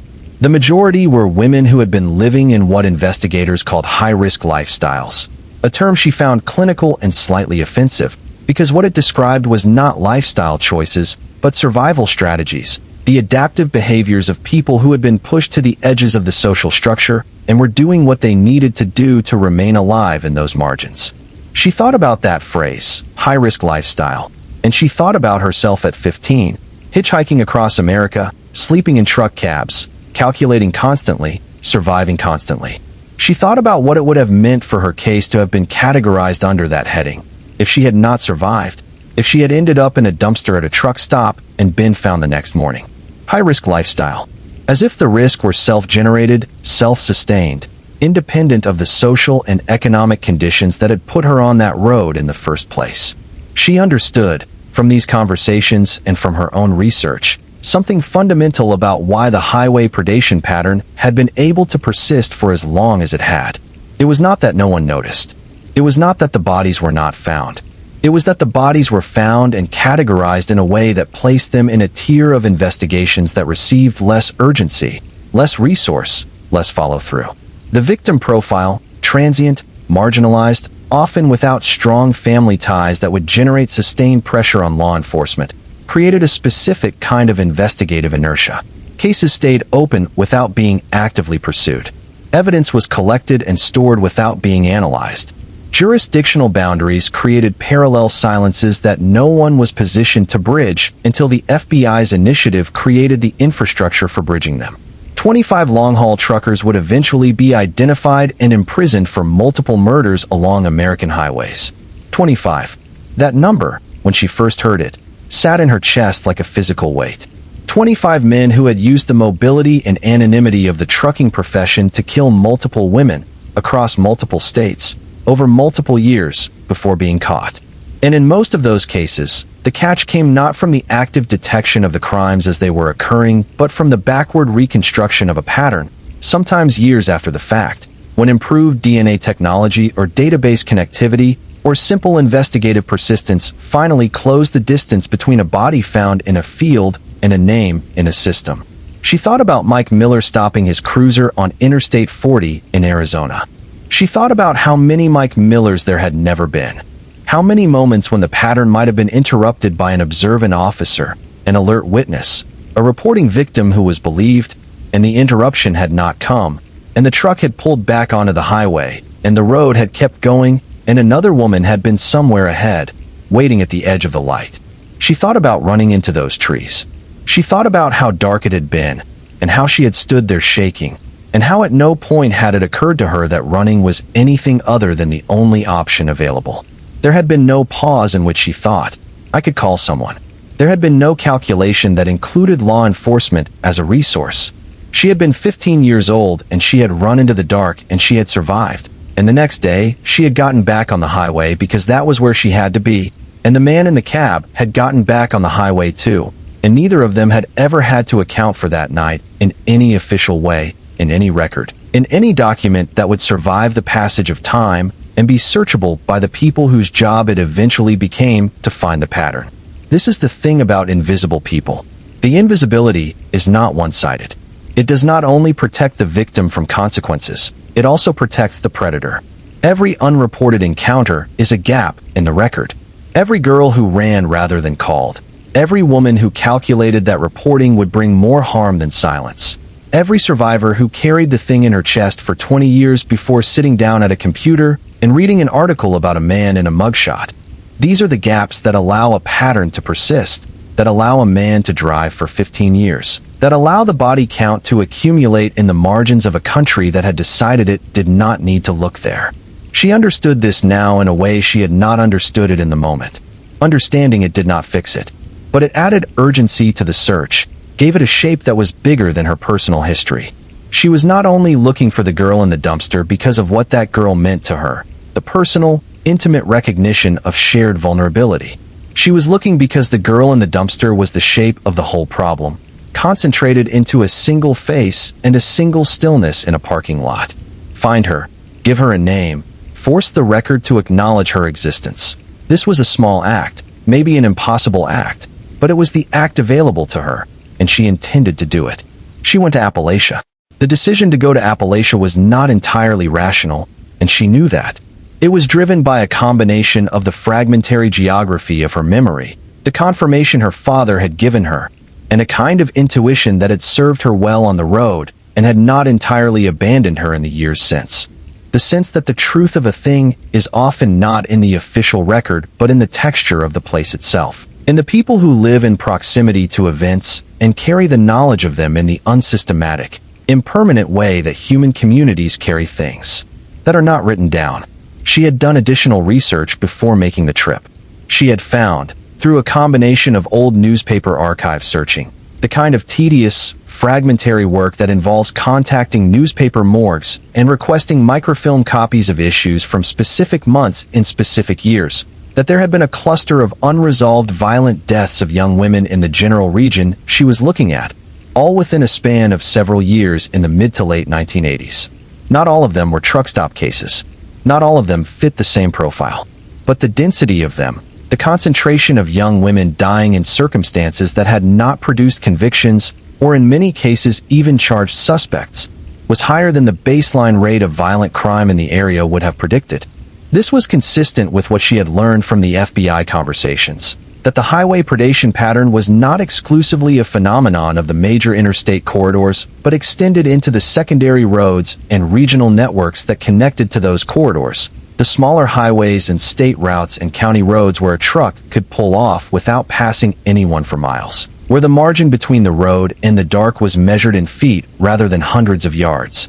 She drove into the region with a notebook and a recorder she'd borrowed and a firm intention to talk to people without imposing any particular narrative on what they told her.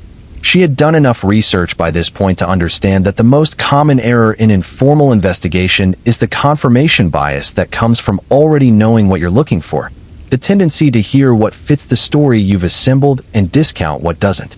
She was trying to stay open. She was trying to listen. The first thing she found was that the region had a memory of its own. The second thing she found was that the memory was compartmentalized in ways that made it difficult to access. People in small communities in the American South and Appalachia are not, as a rule, hostile to strangers. But they have particular protocols around information, around what is talked about with outsiders, around what is kept within the community, around the unspoken agreements that govern what a community acknowledges about its own history and what it lets fall into a useful silence. She was an outsider, and the things she was asking about touched on events that had happened to people on the lower rungs of the local social structure. Events that had produced no justice and no reckoning, and which existed in many people's memories as unhealed wounds that they had covered over with the practical business of survival. She found an older woman at a diner who had been a teenager in the area during the years she was asking about.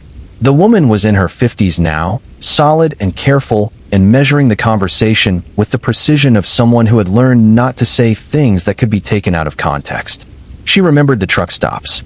She remembered the culture of those years, the particular ecosystem of the highway corridor, the women who moved through it, the way those women were regarded by the community. She did not use the words lot lizards, but she conveyed the same cultural category with a tightening around her eyes, a compression of her lips that communicated, yes, those women, the ones that everyone knew were there and everyone decided not to think too hard about. She remembered there being deaths. More than one death, more than one time, girls found in various states along the corridor. She did not have specific names or dates. She had the texture of the collective anxiety that had run through the community in those years, not a fully articulated fear, not the kind of civic response that you would get if the victims had been the daughters of prominent families, but a low background awareness of danger. A particular way that the mothers of teenage daughters in the area had talked to those daughters about where not to go and what not to do and which stretches of road to avoid after dark. The woman paused when she finished saying this. She looked at the table between them. She said, nobody really asked about them. The ones who died. Nobody came with questions for very long. The weight in those words was the weight of the whole story, compressed into 2 sentences. Nobody really asked about them. Nobody came with questions for very long. This was the institutional inertia given a human voice. This was the way that the failure to count certain lives as fully countable perpetuated itself through the generations. Not through any single act of deliberate cruelty, but through the accumulated effect of not asking, not asking, not asking, until the asking simply stops happening and the silence becomes the environment that the whole community lives in, and the question of why nobody asks stops being a question at all. She thanked the woman and left the diner and sat in her car and wrote down everything the woman had said, the exact words and the pauses and the way the woman had looked at the table. She talked to several more people over the next 2 days. A retired deputy who had worked in a county south of where she was asking and who remembered, with uncomfortable precision, the policy of minimal documentation that had governed the investigation of deaths on the highway corridor. Not a written policy, he was careful to clarify, not something anyone had put in a directive, but the ambient understanding that cases involving women from the road did not receive the same resources as cases involving women from the town, because the calculus of community priority simply did not assign the same weight to both. He said this with the plain regret of a man who had made peace with his own complicity in things he now understood more clearly in retrospect than he had in the moment. She asked him directly, "Do you think any of those deaths were connected?" He was quiet for a moment. Then he said, "I think we didn't look hard enough to know. I think the not looking was a choice, even if it wasn't a decision.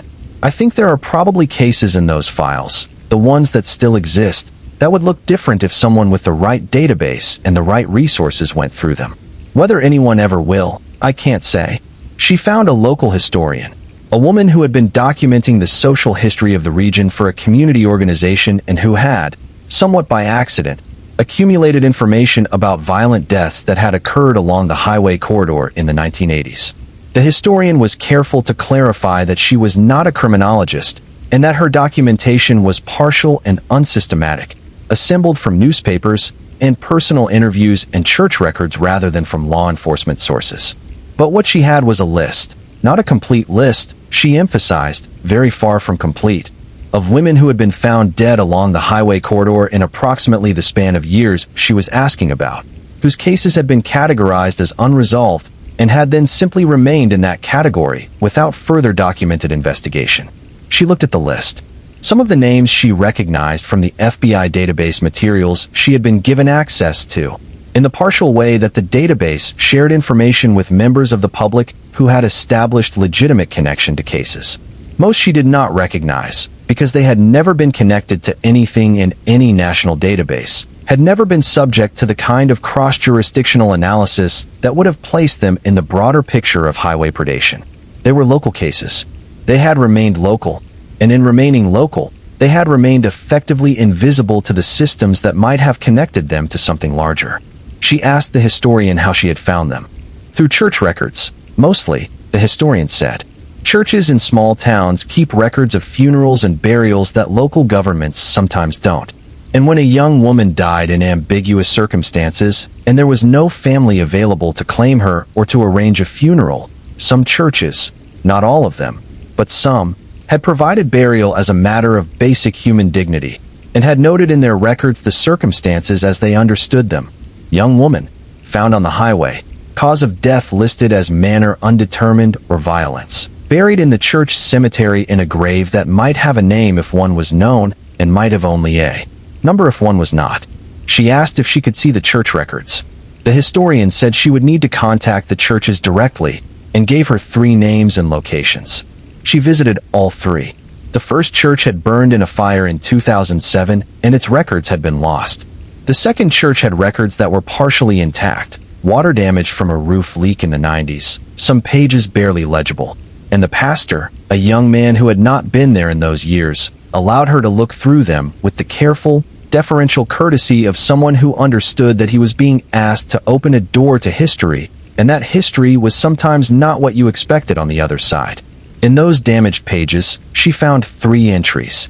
3 young women, recorded in the church's burial register in the span of years she was looking at, with notes indicating each had been found along the highway corridor under unclear circumstances and had been buried without positive identification. One had a partial name. A first name only, scrawled in ink that had bled in the water damage, legible but uncertain. One had no name at all, listed only by the date of burial and the notation. Young woman, approximate 15 to 20 years, found at truck stop en route. The route number was illegible. She stood in the cool air of the church office, and she looked at that notation, and she thought about the girl in the dumpster. Approximately 15 to 20 years. Found at truck stop. She could not confirm that this was her. She would never be able to confirm it without DNA testing, without dental records, without the kind of forensic infrastructure that required institutional will to deploy and had not been deployed for these girls.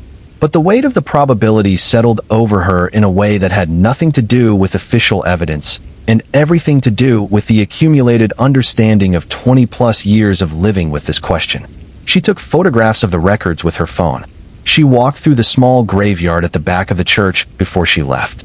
The graves there were orderly and well-maintained for the most part, the community looking after its dead with the dignified regularity that faith communities maintain. And at the far edge of the graveyard, set slightly apart from the main rows, there were 4 small stones. Simple, unmarked stones except for numbers. 1 through 4. She stood at those stones for a long time. She did not pray exactly. She was not sure she knew how to pray in a conventional sense, had lost whatever relationship with formal religion she had once had somewhere along the road. But she stood there, and she spoke silently, in the direction of the stones, the things she had never been able to say out loud to anyone because there had been no one to say them to. She said, "I saw you. I don't know if it was you specifically, but I saw a girl, and she was real, and she mattered. And I am sorry that I kept walking. I am sorry that the world was so arranged that walking was the only thing I could do. I am sorry that the people who should have asked about you didn't ask long enough. I am sorry that the record of your existence fits in a damaged water-stained ledger in a church with a leaking roof rather than in a file in a building with the resources to find out who you were and what happened to you and who should be held responsible." She stood there until the cold became too much. Then she walked back to her car, and she drove back toward the highway. And the highway took her where it always took everyone, which was forward, which was the only direction that time and roads allow.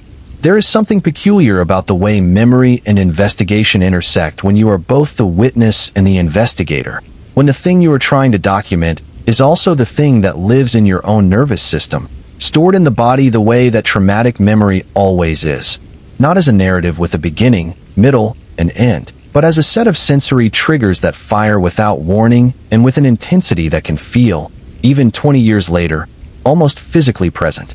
She had developed, over the years, a practiced ability to manage this. She could open the drawer where the road lived and look into it, and then close it again without being pulled in.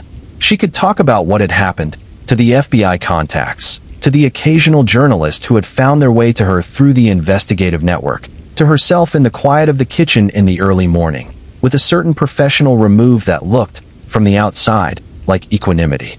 It was not equanimity. It was management. There is a difference. The FBI conversations had continued intermittently over the years following her initial contact. She had been put in touch with agents who were specifically working on the Highway Serial Killings Initiative, and these conversations had the particular texture of exchanges between people who are looking at the same problem from different angles. She from the inside, from the lived experience of the road and the culture and the specific vulnerability of the women who moved through it. They from the outside, from the analytical, data-driven approach of professional investigators who were trying to construct the map of a phenomenon from fragments and coordinates. One agent, she will call him Agent Young, though the name is not exact, spent several hours over the course of multiple calls explaining to her the psychological and investigative frameworks that his team used to analyze killers like Rhodes. He talked about organized versus disorganized offenders, about the way that certain predators' crimes become more refined over time as they develop operational confidence and learn which methods reduce their exposure. Rhodes, he explained, was at the extreme organized end of the spectrum.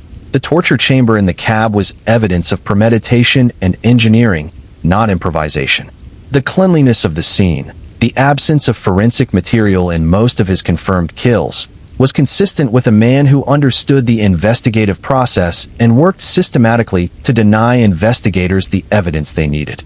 She thought about the press shirt, the clean cab, the deliberate ordinariness. Agent Young also talked about the relationship between predatory behavior and the specific conditions of long-haul trucking.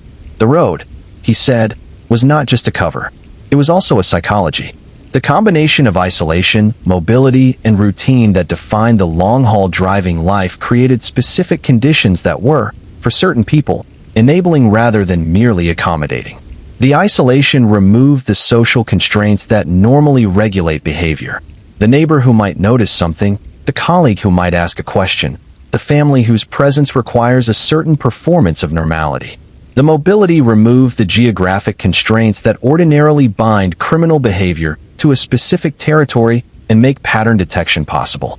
And the routine. The same corridors, the same stops, the same population of vulnerable people in the same predictable locations, provided a reliable supply of opportunity that required minimal additional effort to exploit. He said, "These men are not opportunistic in the random sense. They are opportunistic within a structure. The structure creates the opportunity, and they have learned to work within it with an efficiency that is, from an investigative standpoint, almost systematic." She heard this and thought, that is what I was reading. In the cab. The efficiency. Not the rage, not the hunger, but the efficiency. The sense that she was not being encountered but processed. The distinction between signature and behavior came up again in these later conversations, and she found herself thinking about it in relation to the first encounter she'd described to the FBI. The trucker who had mentioned the dead girl and the Laughing Death Society before becoming something else entirely, and then letting them go at the rest area. She had never been able to fully articulate why that encounter frightened her as much as it did, given that nothing overtly violent happened. Agent Young's framework gave her a language for it. The personality shift, the withdrawal of social performance, the flatness, was consistent with what he called the preparatory state, the internal transition that predators make between their public-facing persona and their operational mode. Most people never see this transition because by the time it's visible, it's already too late to act on the information. She had seen it, or something adjacent to it, and her survival instincts had responded before her cognitive brain had assembled a coherent explanation. The knife encounter, she told him, had felt different. More direct, less transitional. As if whatever calculation was being made had already been completed. He was quiet for a moment after she said that. Then he said, "The word he used, run, is consistent with something we see in a subset of predators who use psychological control as their primary tool. The terror of being released is, in some cases, more operationally useful than the act itself. You ran. You didn't report. You spent years not talking about it. The silence after a release event is almost as valuable to a predator who wants to keep operating as the silence produced by any other outcome." She sat with that for a long time. The idea that her survival might have been, in some sense, part of the mechanism rather than a defiance of it. That the word run had not been mercy or game, but function. A way of producing exactly the silence and the trauma and the departure from the official record that she had produced, exactly as intended. She did not know if this was true in her specific case. She did not know if the man in that cab was Robert Ben Rhodes or someone else. She did not know if the calculation she was attributing to him was accurate or if she was constructing a logic for something that had been, at its core, more arbitrary. But she held the framework because it was the most complete explanation she had found for a thing she had been living with for decades, and because it aligned with everything else she knew about the pattern. The survivor parallels were the hardest part of this period for her. The FBI work had given her access, over time, to general information about Rhodes's confirmed victims and the circumstances of their encounters with him, and reading those profiles, assembled from case files and interviews and forensic reports, produced a specific, recursive quality of recognition that she found deeply destabilizing in a way she had not expected. Regina K. Walters was 14 when she ran away from home in Pasadena, Texas, in February of 1990. She had a boyfriend, Ricky Lee Jones, 2 years older, whom she cared about, who traveled with her. She was hitchhiking. She was heading somewhere specific, somewhere that felt like better than where she had come from. She had brown eyes and dark hair. She was young and she was alive, and she had made the same calculation that every runaway makes when the danger at home outweighs the danger on the road.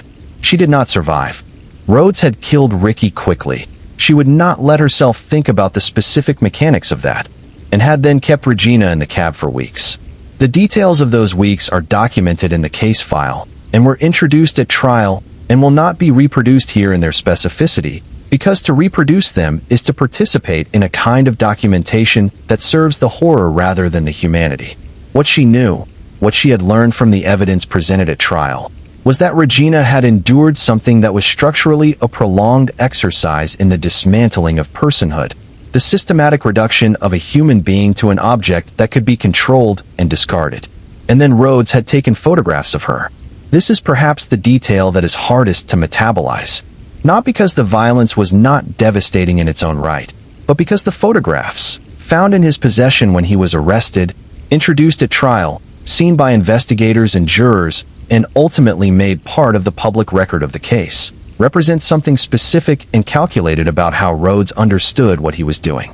He was not merely enacting violence. He was documenting it. He was creating a record for himself, a souvenir, an archive of control, the photographic evidence of each moment of domination. One of the photographs from the abandoned barn where Regina was killed was described at trial and became, in the coverage of the case, the image that most concisely communicated the horror of what had happened. A girl with very short hair. He had cut it as part of the process of control, the deliberate removal of identity markers, standing in the barn, her hands raised in a gesture that investigators described as defensive, as if fending off an attack. Her face visible, her eyes visible, a living person present in the frame, the absolute fear legible in every element of her posture. Ricky Jones's body was found in Mississippi, not Utah, not Texas, Mississippi, hundreds of miles from where he had been taken. The geography of Rhodes's crimes was itself a kind of argument about the absurdity of jurisdictional law enforcement. A man could kill a boy in Texas and dump the body in Mississippi and torture a girl for weeks across multiple states and kill her in an Illinois barn, and the complete picture of what happened would not be assembled for years, because no single jurisdiction held enough of the evidence to see the whole thing. She looked at everything she had assembled, the FBI conversations, the church records, the newspaper archives, her own memory, the profiles of the victims she had learned about, the geographic spread of the confirmed and suspected killings, and she tried to see it as a whole, as a single phenomenon, rather than a collection of individual tragedies. What she saw was a system, not a conspiracy, not something coordinated between multiple actors, but a system in the sense that certain conditions, the structure of the highway economy, the cultural disposability of marginalized women, the jurisdictional fragmentation of law enforcement, the survivalist silence of women who had learned not to expect to be believed, had created the environment in which a predator like Rhodes could operate for 15 years across dozens of states, killing an unknown number of people, and remain not only uncaught but, for most of that time, entirely unknown to the national law enforcement apparatus. The system had not been designed to produce this outcome, but it had produced it anyway, through the aggregate effect of many small failures, many individual decisions to look away, many institutional choices about which lives merited the full weight of investigative attention. She was part of that system, not as a perpetrator, not as a collaborator, but as one of the many people who had moved through it, been shaped by it, and then maintained its silence. She had run when he said run.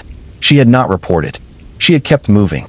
She had spent 20 years not thinking about the man with the knife because not thinking about him was the only way to keep the drawer closed, to keep the past in a manageable relationship with the present. She had been wrong to stay silent, and she had also been completely rational to stay silent, and both of those things were true simultaneously, and the space between them was where the whole weight of the story lived. She decided to write it down, not for publication, not initially, for herself, because the act of articulating what she had experienced, of building it into a sequence with words and structure, would force her to inhabit it fully for the first time rather than sidling past it in the way that she had been doing for decades. She would write about the road. She would write about the truck stops. She would write about the two encounters, the first driver, the second driver, and the knife, and the trees, and the dark. She would write about the girl in the dumpster. She would write about reading the article and recognizing the face. She would write about the FBI conversations and the church records and the 4 stones at the edge of the graveyard. She would write about what it meant to survive something that others had not survived, the particular moral weight of continuing to exist in the space that someone else's death had made possible, the debt that creates, the obligation it imposes, the specific loneliness of being a survivor in a system that had not bothered to count the people who were lost. She would write about the invisible people, because that was what this was at its core. A story about people who had been made invisible by the conditions of their lives and the indifference of the institutions that were supposed to protect them, who had lived and died in the margins of a country that preferred not to look too closely at what existed in those margins. She picked up a pen. Writing the story forced her to do something she had been avoiding for years, which was to examine her own memory with the kind of rigorous, uncomfortable honesty that the task of documentation requires. Memory, she had learned, from her own experience and from the FBI conversations, and from the reading she had done in the years of her investigation, is not the reliable archive that most people treat it as. It is reconstructive rather than reproductive. Every time you access a memory, you are not playing back a recording, but rebuilding the event from a combination of stored fragments, contextual knowledge, and the current state of your understanding, and the reconstruction is slightly different each time, shaped by what you now know and who you now are, in ways that are invisible to the person doing the remembering. This is not a flaw in human cognition. It is a feature. It is what allows memory to remain useful across time, to be updated as new information arrives, to integrate what you've learned with what you experienced. But it means that a 20-year-old memory of a face in a truck cab, revisited after seeing a mugshot, revisited again while writing a document designed to be honest, revisited yet again while talking to FBI agents who have specific information about confirmed behaviors. That memory has been through many iterations of reconstruction, each one slightly different. And no version of it can be held up as objective truth. She was honest about this. In everything she wrote and everything she said to the people investigating the case, she maintained a careful distinction between what she could say with confidence, which was the quality of the experience, the emotional and sensory register of it, the behavioral profile of the man in the cab, and what she could not say with confidence, which was the specific identification, the certain claim that the man who held the knife was Robert Ben Rhodes and not some other predator who happened to be operating in the same spaces with the same methods. The uncertainty was not comfortable. It was especially not comfortable given the nature of what she was describing.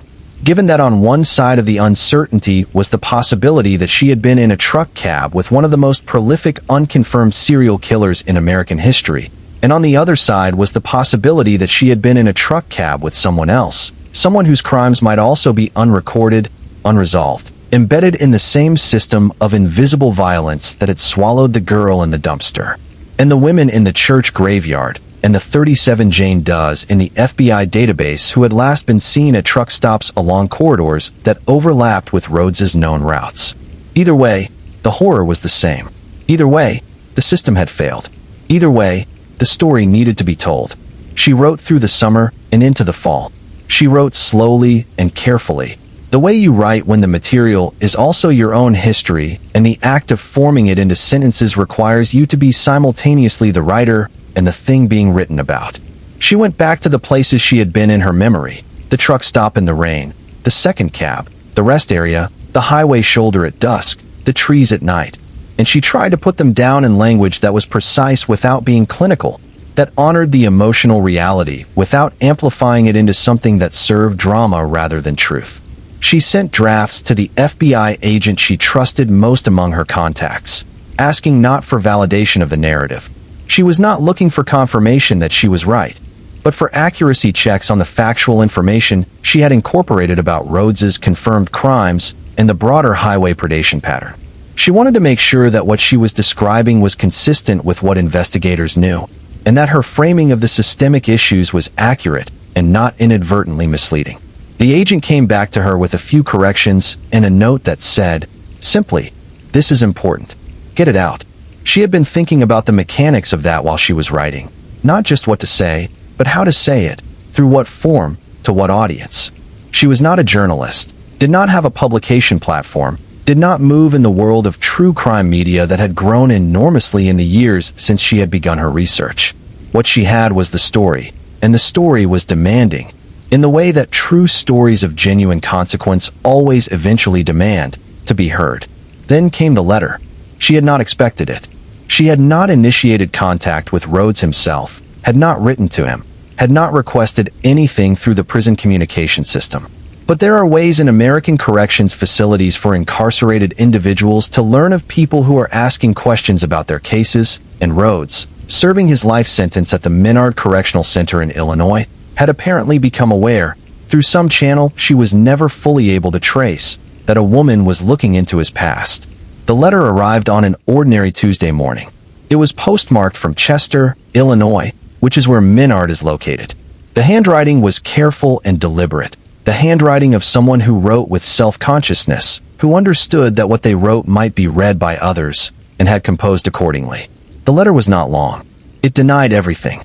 It denied, with a vehemence that was almost energetic in its intensity, that he had anything to do with the deaths she was investigating. It denied that he had operated in the areas she was asking about. It denied the pattern that investigators had spent years documenting. And in the middle of the denial, in a passage that she read 3 times before she was sure she had understood it correctly, he had written, in capital letters, the size of the letters suggesting physical force applied to the pen, "It wasn't me." She set the letter down and looked at it from a slight distance, the way you look at something that carries a charge you need to respect. She had read enough about how predators communicate with investigators and researchers and reporters to understand that letters like this one had a specific function in the predator's psychology. The denial was not primarily informational. It was not a sincere attempt to establish innocence in the face of genuine uncertainty. It was a continuation of control. It was the reach of a caged man through the medium of language into the free world, attempting to re-establish the psychological dominance that incarceration had removed. The capitals, the triple exclamation point, the tone, beneath the denial, of a man who was accustomed to dictating terms and was experiencing, in the necessity of writing a letter, the last available expression of that accustomedness. She thought about Regina Walters in the barn. She thought about Shauna Holt saying, "I don't see any good in filing charges. It's just going to be my word against his." She thought about the girl in the dumpster. She thought about the 4 numbered stones at the edge of the church graveyard. She filed the letter in the folder with everything else she had compiled. The FBI contact was informed, as a matter of protocol. The letter was noted. And then she kept writing. Because the letter was, in its way, a confirmation, not of any specific fact, not of any claim she was making about his involvement in any specific case, but of the broader truth that the system she had been trying to describe was still running, still operating, still finding mechanisms to silence and marginalize and dismiss the voices that threatened to make the invisible visible. The man in the clean truck had used a knife, once, in a specific cab, on a specific evening. Now, from behind bars, he was using letters. The tool changed. The purpose did not. She thought about what it meant that he was still doing it. That incarceration had removed his operational capacity, but not his instinct. That the drive to control, to dominate, to deny the personhood and the testimony of the people who had survived him, was not a situational behavior, but something structural, something that persisted regardless of context. She thought about what that meant for the 15 or 20 or 50 women who had not survived him, who could not write back, who had no voice at all in the ongoing conversation about what had happened to them. She thought about the invisible people. This concept had been with her since the beginning, since the road, since the first time she had understood that she existed in a category of person that the world had decided to organize its protections around rather than for. Invisible people. Not invisible because they were small or unimportant or less than fully human. Invisible because the conditions of their lives, the poverty, the instability, the marginalization, the way that certain bodies in certain circumstances are read as unworthy of the full weight of institutional concern, had placed them outside the field of vision of the systems that were supposed to see them. She thought about how the invisibility was produced and maintained. It was not produced by any single act of cruelty, any single deliberate exclusion. It accumulated through thousands of small decisions. The dispatcher who didn't want to take the call, the investigator who closed the case after a week, the judge who assigned it a low priority, the journalist who moved on to a story with a more photogenic victim, the politician who didn't allocate funding for the database that could have linked the cases, the community that murmured to itself about those girls, meaning the category of girls they had already decided were not theirs to protect. And in the gaps created by all those small decisions, predators like roads moved freely for years, for decades. Not because anyone intended to give them that freedom, but because the aggregate effect of all that looking away produced a world in which they were effectively free. She wrote all of this down. She wrote it down for the girl in the dumpster, for Regina Walters, for Patricia Walsh and Douglas Ziskowski, for Shauna Holtz, who had been brave enough to report but not believed enough for it to matter, for the women in the damaged ledger in the water-damaged church, for the numbered stones, for every woman whose last documented location was a truck stop on an interstate corridor, whose file had been categorized as open and then effectively abandoned. She wrote it down for herself, for the 15-year-old girl who had stood in the rain and watched, and kept walking, who had survived by calculation and luck and the mercy or strategy of a word spoken in a dark cab, and who had been carrying the weight of that survival for more than 2 decades. She wrote until it was done. The question of what to do with what she had written brought her back to something fundamental, which was the question of audience. Who was the story for? Not in the abstract. She knew it was for the invisible people, for the record, for the reckoning that had not yet happened and might never happen, but needed someone to keep insisting on its necessity.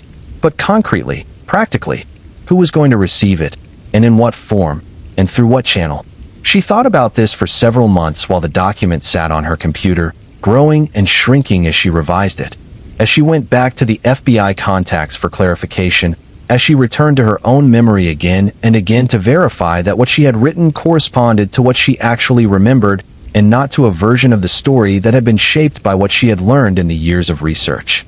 The epistemic vigilance required for this kind of writing, the constant checking of the story against the evidence, the constant asking of the question, am I constructing this or remembering it, was exhausting in a way that few people who have not done it can fully understand. There were journalists who had found her over the years, some through the FBI connections, some through the trail of her investigation into the church records, some through the network of people who work on highway predation cases and who share information about victims, witnesses, and survivors with the careful discretion of a community that understands the stakes of careless disclosure. She had talked to some of them, carefully, about the general contours of what she knew. She had not given anyone the full story, the personal narrative, the account of the girl on the road and the cabs and the knife and the word run. She was protective of it in the way that people are protective of the thing that has cost them the most. Not because she thought it needed to be hidden. Quite the opposite. She had become increasingly convinced that it needed to be as visible as possible, but because she wanted it handled right. She wanted it to be received in a context that would honor its complexity, that would not reduce the experience of the invisible people to a set of data points in a predator profile or a true crime narrative that served the audience's appetite for horror rather than the truth's demand to be told fully. She thought about what fully looked like. Fully looked like this: a girl who ran from a broken home and found herself in a world that had been arranged by 1,000 incremental decisions and indifferences to consume girls like her. A road that was both survival strategy and hunting ground. A culture, the truck stop culture, the CB radio culture, the lot lizard culture, that had developed its own economy of disposability and silence.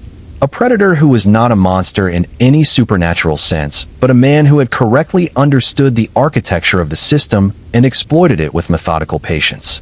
An institutional response that was, for too many years, too late, too fragmented, too uninterested in the victims to be effective.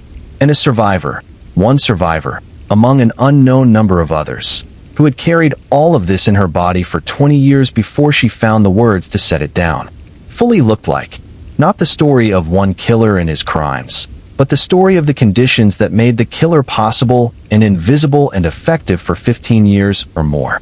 Fully looked like the girl in the dumpster, the 4 numbered stones, the damaged ledger in the water-damaged church, the FBI analyst's map with the red dots, the women in the system who had names and the ones who didn't, and the ones who had numbers because nobody had cared enough to find the names. This was what she had been trying to build in the years of her investigation and in the months of writing. Not a courtroom document, not a journalism piece, not a memoir in the traditional sense, but an act of witnessing.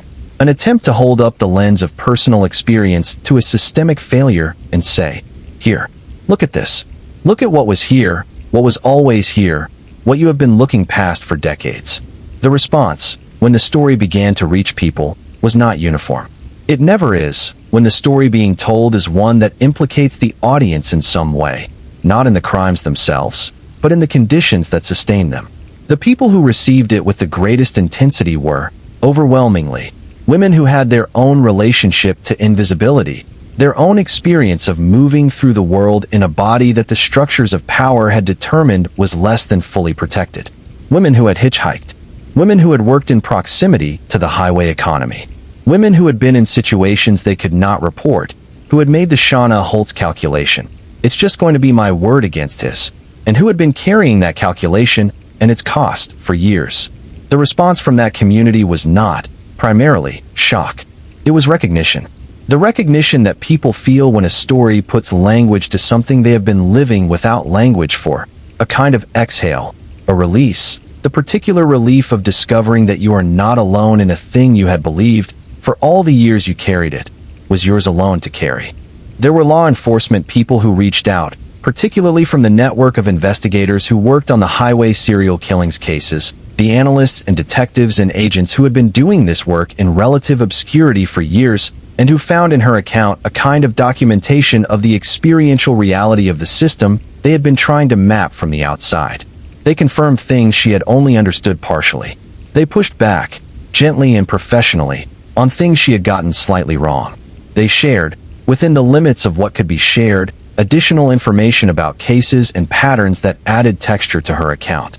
And there were the responses that came from nowhere, from people she had never heard of, in places she had never been, who had their own connections to the highway predation story, their own fragments of the pattern.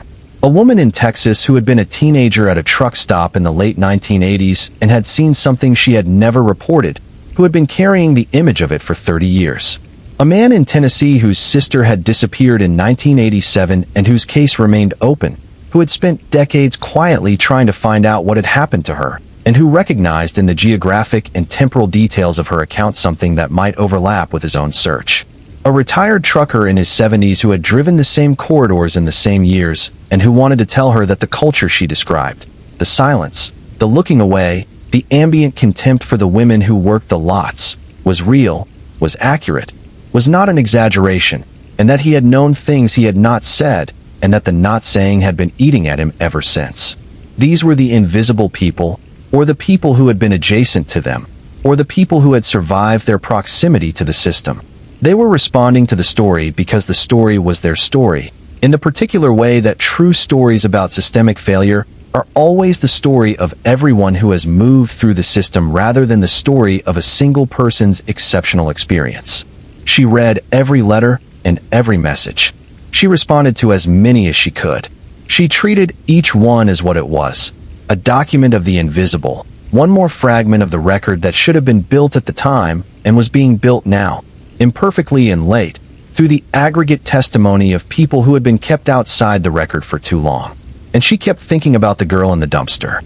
She kept thinking about the conversation she had never been able to have, the search she had not been able to complete, the official record that did not appear to exist. She kept thinking about the woman at the diner in Appalachia who had said nobody really asked about them, and the retired deputy who had said, "I think we didn't look hard enough to know," and the historian who had given her the list of names that were mostly not names. She was not done with the search. She did not think she would ever be done with the search, in the sense that done implies a conclusion, a closure, a resolution that the nature of the case did not seem likely to provide. But she was also not moving forward on it in the same active, investigative way that she had in the period immediately following her initial research. She had hit the limits of what she could do from her position. She was not a forensic investigator, did not have the tools to request DNA analysis, could not compel jurisdictions to reopen cases or agencies to search destroyed archives. What she could do was keep the question alive, keep putting the girl in the dumpster into the conversation, into the document she had written, into the FBI contacts, into the network of people who were working on highway predation cases, into the broader awareness of what the system had failed to do for the women who moved through it. Keep saying, there was a girl. She existed. Someone put her in that dumpster. Someone should be looking for who she was. This is the work that survivors sometimes do on behalf of those who did not survive. Not the dramatic work, Not the work that resolves into a neat ending, but the persistent, unglamorous work of insisting that the question remain open. Insisting that the absence of a record is not the same as an absence of a person.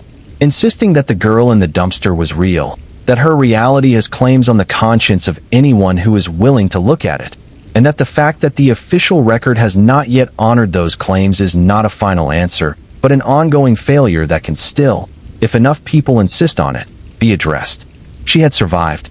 She had run when she was told to run, and she had kept running, and she had kept surviving, and eventually she had turned around and started looking back at what she had run from. And what she had found there was not just her own story, but the shape of a much larger failure. The contours of a world that had decided the lives of certain women were not worth the full weight of its attention and had been living with the consequences of that decision for decades. She had told the story. She was still telling it. In the years following her initial contact with law enforcement and the beginning of her public account, she began to understand something about the nature of truth-telling that she had not fully grasped before, which is that it is not a single act, but a sustained one.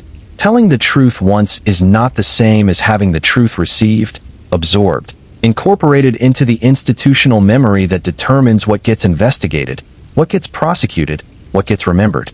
Truth-telling in the context of systemic failure requires persistence, the willingness to keep saying the same thing in different contexts, to different audiences, in different forms, until the cumulative weight of the repetition pushes it across the threshold of comfortable ignorance into something that cannot be comfortably ignored.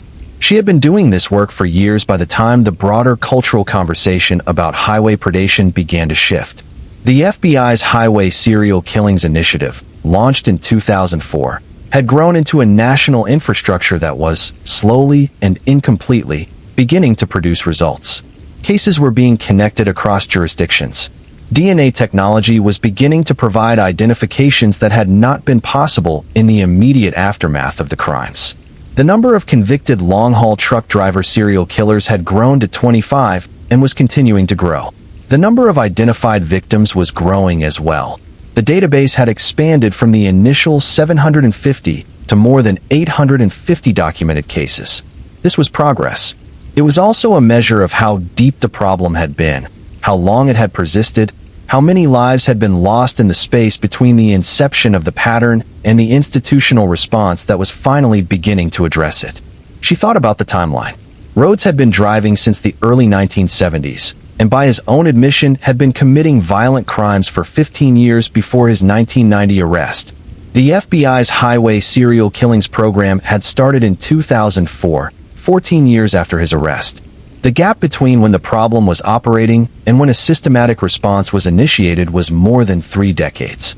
3 decades during which the pattern was building, the bodies were accumulating, the Jane Does were being buried in numbered graves, and the official response was fragmented and insufficient. What had changed?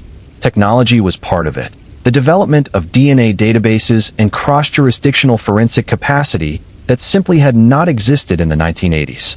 The internet was part of it, the ability to share information across agencies in ways that were impossible when everything lived in paper files in local offices.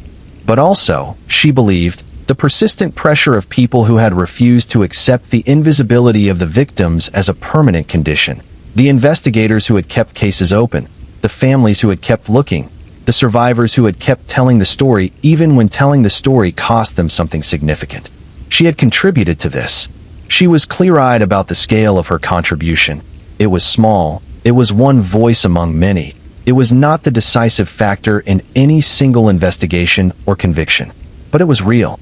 The conversations she had had with FBI agents had been incorporated into the broader understanding of the experiential reality of highway predation. The information she had contributed about the culture of the truck stop economy in the 1980s, the details that could only come from someone who had lived inside it, had added texture to investigative models that were otherwise necessarily abstract. And the document she had written, the account she had committed to paper and put into the world, had reached people who had their own pieces of the pattern, and in some cases those pieces had been forwarded to the agencies working the cases and had added to the picture. She was not a hero in this. She wanted to be clear about that, in the same way that she was clear about the uncertainty of her identification, the limitations of her memory, the gaps in her investigation. She was a woman who had survived something and had eventually, after a long delay, chosen to do something useful with the survival. That was all. It was enough, she thought. It was the minimum requirement of someone who had been inside the system and had gotten out, to turn around and say something about what the system looked like from the inside. The conversations with journalists and researchers and documentary makers who came to her in this period were not all equally useful or equally comfortable.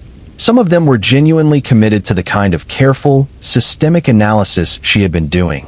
The investigative journalists who spent months in archive rooms and county courthouses. The researchers who had built careers studying the intersection of marginalization and violence. The documentary makers who understood that the story they were telling was about structural failure rather than individual evil, and who were willing to resist the temptation to reduce it to the latter for the sake of narrative simplicity. Others were not.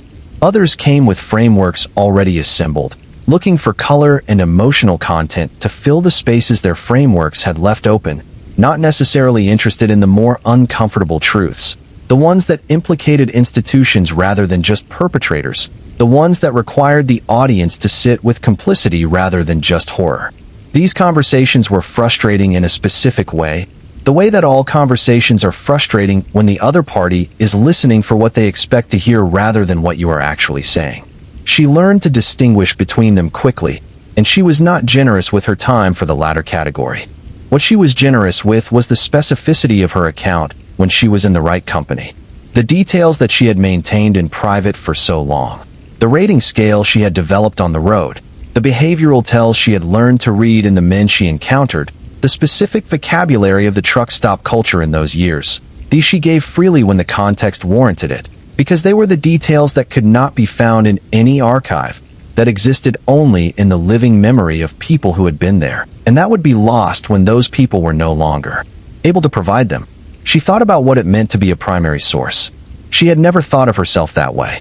She was a person who had had experiences. But in the context of a historical pattern that was only now beginning to be fully documented, her memory of those experiences, fragmentary, reconstructed, uncertain in its specific details but reliable in its overall texture, was a document. She was a document. Her survival had made her, in the most literal sense, a piece of the record that the history of this period required. This was not a comfortable way to think about herself.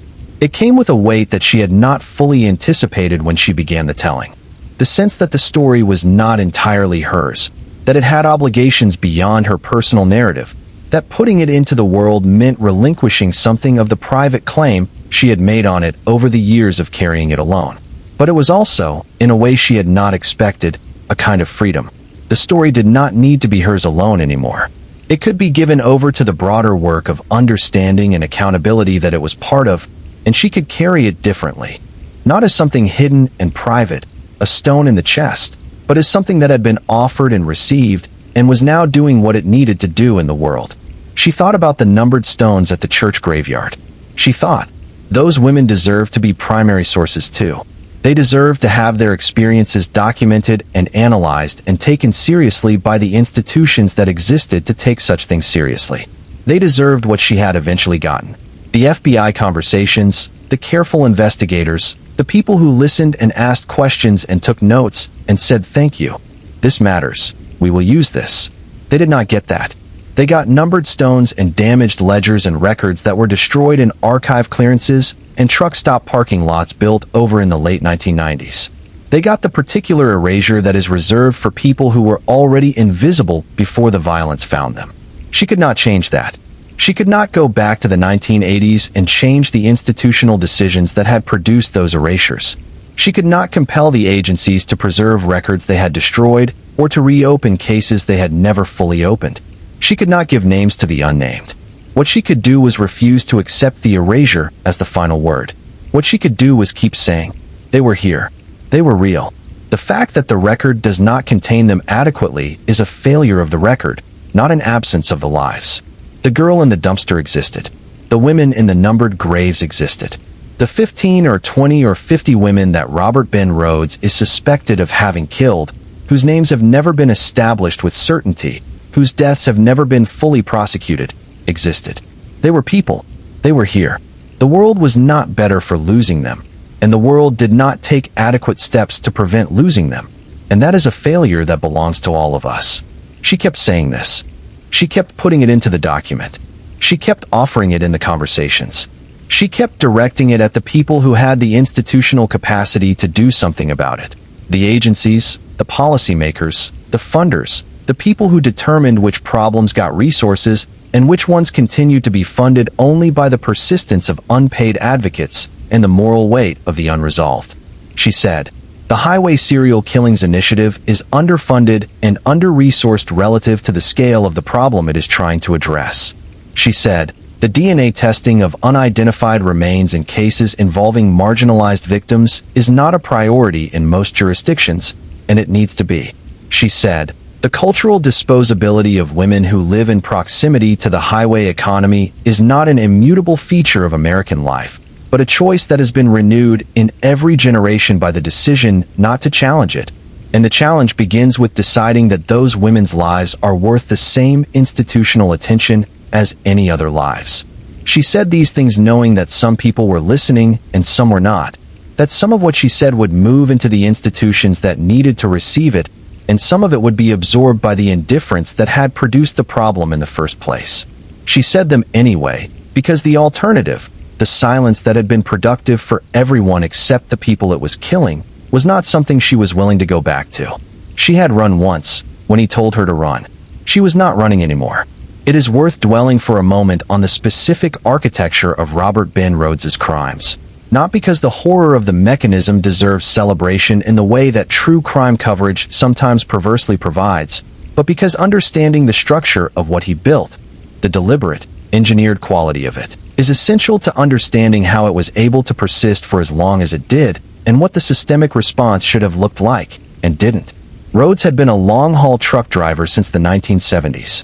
He drove for various companies over the course of his criminal career, which meant that his routes were legitimate. His presence on the highway was accounted for within the commercial trucking industry, and the paper trail of his movements, the logs, the delivery receipts, the fuel purchases, while existing, was spread across multiple companies and multiple states in a form that would have required coordinated, cross-jurisdictional investigation to assemble into a coherent picture. He had converted the sleeper cab of his truck, the section behind the driving cab, separated by a curtain, designed for drivers who needed to rest during mandatory off hours, into what investigators later described as a portable torture chamber. The equipment found in his possession at the time of his arrest in April 1990 was not accidental or improvised. It was curated.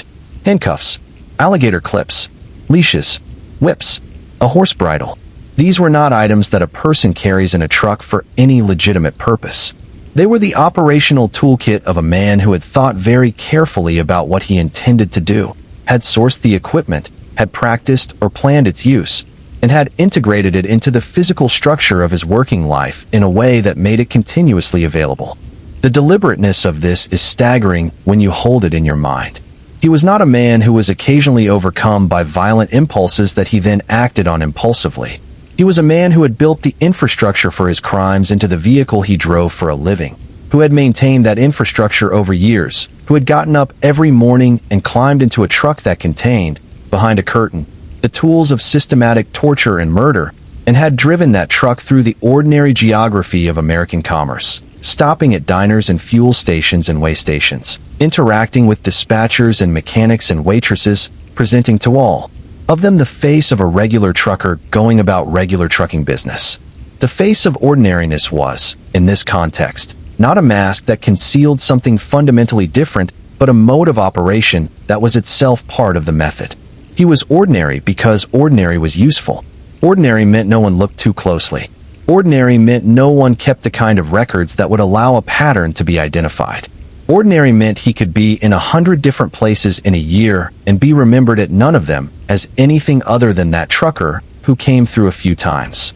She had read that he had been involved in the BDSM community in Houston in the 1980s, a detail that investigators noted not to condemn a community that operates entirely within consensual parameters, but to understand the psychological landscape from which his specific pathology had developed. The BDSM community, for all its transgressive associations, operates on a foundational commitment to consent and safety that is, in practice, more explicitly articulated than in most conventional sexual contexts. What Rhodes had done was not an extension of BDSM practice.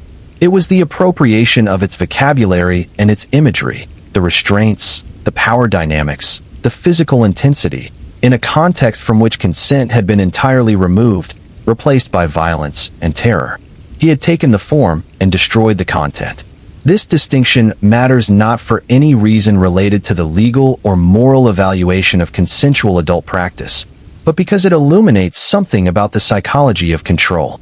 Rhodes was not driven by an inability to control himself. He was driven by an insistence on controlling others. The construction of the torture chamber, the careful selection of equipment, the targeting of specific categories of victim, the management of the timeline of a captivity that sometimes extended for weeks. All of this required extraordinary self-control. The predator who carries the thing inside him for decades without being caught is not a creature of impulse. He is a creature of discipline. The discipline of someone who has decided that what he wants is more important than any other consideration, and who has organized his entire existence around the systematic pursuit of that want. This is harder to process than the alternative. The impulsive, explosive predator is frightening but comprehensible. We recognize the mechanism, even if we cannot condone it. The patient, disciplined, methodical predator is something different. He exists in a category that our ordinary moral imagination is not well equipped to hold, because the qualities that we associate with virtue, patience, discipline, planning, sustained effort toward a goal, are the qualities that in him serve destruction rather than anything good. The agents who had talked with her about Rhodes were careful to contextualize his psychology without excusing it, which is the appropriate and difficult balance that serious investigators maintain when dealing with this category of violent offender. The dishonorable discharge from the Marines, the father's crimes and suicide, the failed attempt to join law enforcement, the 3 marriages, the documented abuse of his 3rd wife. All of these were features of the landscape in which his pathology developed, but none of them were its cause in any deterministic sense. The same landscape, in different people, produces different outcomes. What made Rhodes specifically into what he became was a convergence that investigators could describe in its parts, but not fully explain in its totality. The particular combination of early exposure to predatory behavior, institutional failure, opportunity, and the absence of any consequence that might have interrupted the trajectory before it became fully operational. She thought about his early encounters with the law, the vehicle tampering, the public fight, the dishonorable discharge. None of these had produced a meaningful intervention. None of these had generated the kind of sustained, careful attention that might, in retrospect, have been warranted. He had moved through the system, and the system had processed him in the bureaucratic way. The discharge, the rejection by law enforcement, the re-entry into civilian life, without anyone looking at the accumulation and asking what it indicated about the trajectory. This too was part of the systemic story. The failure to interrupt a predator early is not only a failure of victim protection, but a failure of perpetrator detection, an inability or unwillingness to take the early indicators seriously enough to act on them, to ask what this pattern suggests about where this person is going and what resource should be directed toward finding out. She thought about the girl in the dumpster again. If any single one of the things she had been cataloging, the cultural disposability of highway women, the jurisdictional fragmentation, the institutional inertia around marginalized victims, the failure to interrupt Rhodes's trajectory early, had been different, how different might the outcome have been? She knew the question was unanswerable in any specific sense. History does not run in parallel. But asking it was not an exercise in futility. It was an exercise in accountability, in understanding precisely which failures had produced which outcomes so that the same failures could, in principle, be corrected. She had been asked, by journalists and researchers, and people who came to her work with a combination of academic interest and personal investment in the questions it raised, whether she felt anger. Not grief, not sadness, not the exhaustion of years of carrying a heavy thing, but anger. At Rhodes specifically, at the system, at the specific people who had made specific decisions that allowed the pattern to persist. Her answer to this question had evolved over the years. Early in the telling, she had felt something that was in the family of anger but was more like indignation. The sharp, immediate response to injustice that precedes the longer, heavier work of understanding it. Later, as the understanding deepened and the picture became more complex, the indignation had settled into something colder and more sustained, something that she did not have a precise word for, but that functioned like a long, controlled burn rather than a sudden flame. It was not hatred. It was not rage. It was the particular feeling of someone who has spent years looking at a preventable harm and cannot look away from the fact that it was preventable, that the prevention was within the capacity of the institutions that failed to prevent it, and that the failure was not inevitable but chosen through indifference, through resource allocation decisions, through the specific valuation of some lives over others. She felt this, and she used it. She used it to fuel the persistence that the work required, the continued conversations, the continued documentation, the continued insistence that the question remain open and that the institutions responsible for answering it be held to that responsibility. She did not feel this about the 15-year-old version of herself. She had reached, through years of careful internal work that she would not fully describe here because it was her own and she had no obligation to put it in public, she had reached a kind of peace with that girl. Not forgiveness in the Christian sense, because she had not done anything that required forgiving. Not absolution, because there was nothing to absolve. More like recognition. The recognition that the 15-year-old who had stood at the edge of a crowd looking at a dead girl in a dumpster, and then kept walking had done the only thing that the world she was in allowed her to do. And that holding that against her was the same logic that the system had been using to discount the lives of women like her for decades. The logic that says someone who survives under terrible conditions is responsible for the conditions. She rejected that logic. She had survived. She had eventually turned around and told the story. These were the two things she had been able to do, and they were the two things she had done, and she was at peace with that. She was still looking for the girl in the dumpster. She would keep looking. There is a moment in the work of understanding a long and complex injustice when you begin to feel the shape of the thing in its totality, when the fragments of evidence and testimony and investigation that you have been assembling over years begin to cohere into something that has weight and dimension in a legible form. She had reached this moment, or something close to it, somewhere in the middle of the years of research and writing and conversation, and the form that emerged when all the fragments came together was not the form she had expected. She had expected the story to be about Robert Ben Rhodes. She had begun with him at the center, the predator whose gravity pulled everything else into its orbit. The confirmed killings, Regina Walters, Ricky Jones, Patricia Walsh, Douglas Ziskowski, and the others whose deaths he had confessed to or been implicated in. The torture chamber in the cab, the 15 years of undetected predation, the arrest, the conviction, the life sentence. But the form that emerged when she held everything she had found at a sufficient distance to see it whole was not a story about a man. It was a story about a space. A story about the spaces between states, between jurisdictions, between the categories of people that institutional protection was designed to cover. Rhodes was real, and his crimes were real, and his guilt was real, and his victims were real. But the story of how those crimes were possible for so long, how they accumulated to the numbers they reached, how the bodies were found and filed and forgotten, that story was not his story. That story was everyone's story. The story of a country that had built a highway system without building an adequate system of care for the people who were most vulnerable in and around it.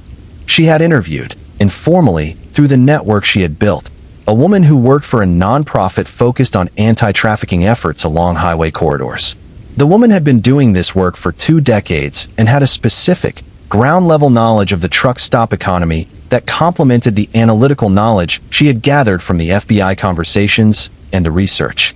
She talked about the women who still worked the lots today, who still, in the 21st century, moved through the parking lots of truck stops along the major corridors in circumstances that were not fundamentally different from what they had been in the 1980s in terms of vulnerability and exposure, even if the specific technology of exploitation and the specific legal frameworks had evolved somewhat.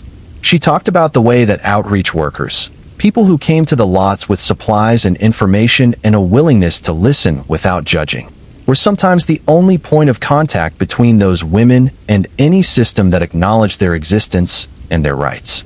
She talked about the women who had gotten out, the women who had been in the worst situations, who had been trafficked, who had been held by various forms of coercion from abusers and traffickers, and the simple gravity of a life that had no better alternative visible from inside it, and who had eventually reached the outreach workers and the shelters and the services and found their way into something that resembled stability. These women, when they talked about their experiences, described a world that she recognized from the road. The same calculation, the same survival logic, the same persistent assessment of threat and resource and available exit. She recognized herself in those descriptions. Not the current version of herself, not the woman who had written the document and talked to the FBI and made the trip to Appalachia. The 15-year-old version, the one who had lived on the scale, who had known the difference between a 1 and a 5 before she could have articulated the framework that made the distinction meaningful. She thought about how many women there were, across the generations, who had developed that same scale, who had learned to read men that way, quickly and accurately, in a context where getting the reading wrong had permanent consequences, who had honed a form of social intelligence that was extraordinary in its precision and that had been developed entirely without resources, without support, without any of the scaffolding that intelligence usually requires to developed in the raw, against the grain, through the simple necessity of staying alive. She thought about what the world had done with that intelligence. It had not hired these women as investigators, had not made use of their reading of human behavior, had not incorporated their knowledge of the highway corridor into the institutional understanding of how predators operated in that space. It had, for the most part, continued to assign them to the category of disposable and vulnerable and high risk, and had built its response to the violence around them rather than with them. This was the missed opportunity that sat at the heart of the institutional failure, and it was the one she found hardest to articulate without sounding like she was romanticizing something genuinely terrible. She was not romanticizing the road. She was not suggesting that survival in that environment was a desirable experience or that the women who moved through it were better for the suffering it required. She was saying that the knowledge those women possessed about the culture, about the perpetrators, about the mechanics of the violence, was knowledge that could have been and should have been incorporated into the investigative response, and that the failure to incorporate it was both a practical investigative failure and a moral one. Because treating the survivors of the highway corridor as sources of information rather than simply as victims or statistics would have required, first, treating them as full human beings whose experience was worth taking seriously. And that is precisely what the system had, for too long, declined to do. She was thinking about all of this when she received a call from one of her FBI contacts, a few months after the document had begun to circulate. The contact told her that an analyst working with the Highway Serial Killings Initiative had used information from the region she had been investigating, including, apparently, some of the material that had reached them through her conversations and the document, to reopen a series of cases from the mid to late 1980s involving unidentified female remains found along the highway corridor in the area she had been focusing on. The analyst could not tell her much. The investigation was active and the details were restricted. But what she was told was that there were cases in the reopened series that fit the time frame and the general profile of what she had been looking for: young women, found at or near highway stops, unidentified, inadequately investigated at the time. She did not know if one of those cases was the girl in the dumpster. She would not know for some time, and possibly not ever. DNA analysis of remains that had been in storage for 30-plus years was not a quick or certain process. Identification, when it came slowly and sometimes not at all. But the cases were open. The question was active.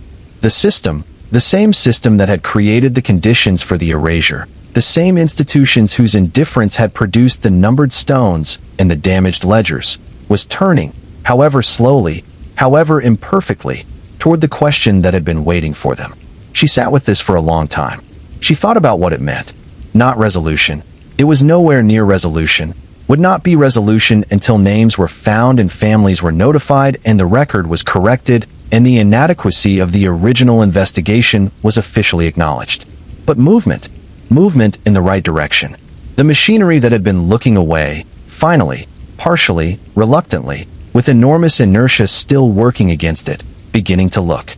She thought about Regina Walters, found in that barn in Illinois in September of 1990.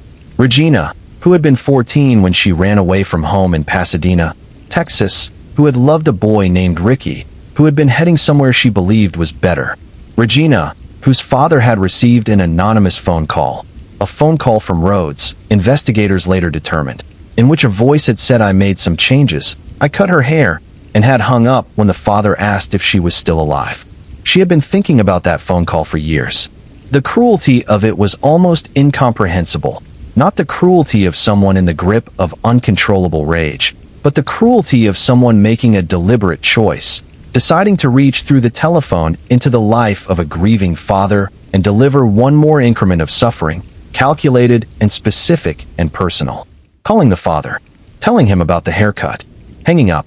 This was the signature. Not the killing, which was the behavior that varied, but the need for the response, the hunger to see or hear or imagine the impact of the harm. The call to the father was not a practical act. It served no purpose except the purpose of the predator's own satisfaction.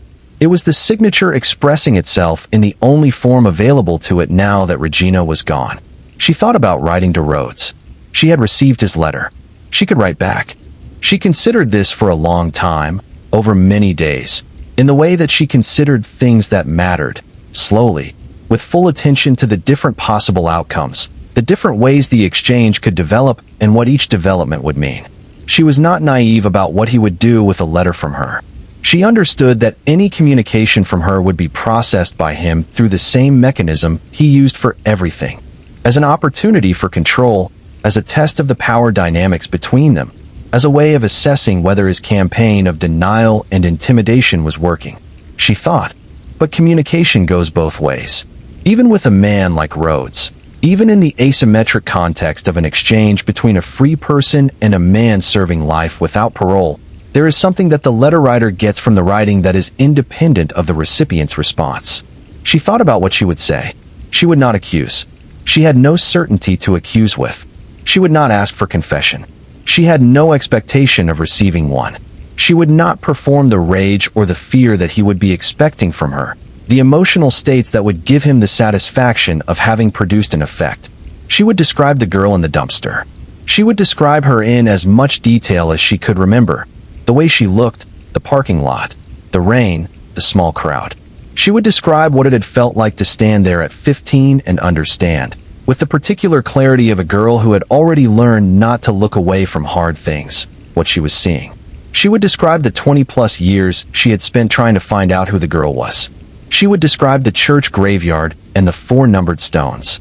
She would describe what it meant to her, personally, that this girl had no name in any official record, and what she believed it should mean to anyone who had any connection to the pattern of violence that had produced her. She would not use the letter to establish whether he was responsible for this specific death. She would use it to put the girl in the dumpster in front of him, to insist, in the one medium available to her for that insistence, that this person had existed, that her existence had been witnessed, that the witness had not forgotten and would not forget, and that the fact of her death made a claim on anyone who had moved through those roads in those years. She wrote the letter. She was not sure she would ever send it. She folded it and put it in the folder with everything else. The church records, the FBI correspondence, the Rhodes letter with its capital letters and its triple exclamation point, the photographs she had taken of the damaged ledger pages, the notes from the interviews in Appalachia, the printouts of the early research, the handwritten pages from the first attempts to write the story before she had found its shape. All of it in one folder. All of it waiting. The story was not over. She did not think the story was over. She returned, in the final stages of writing, to something the FBI agent had said to her in one of their early conversations, a thing she had written down and returned to many times over the years because it seemed to contain, in its compressed form, the most essential truth about everything she had been living and investigating.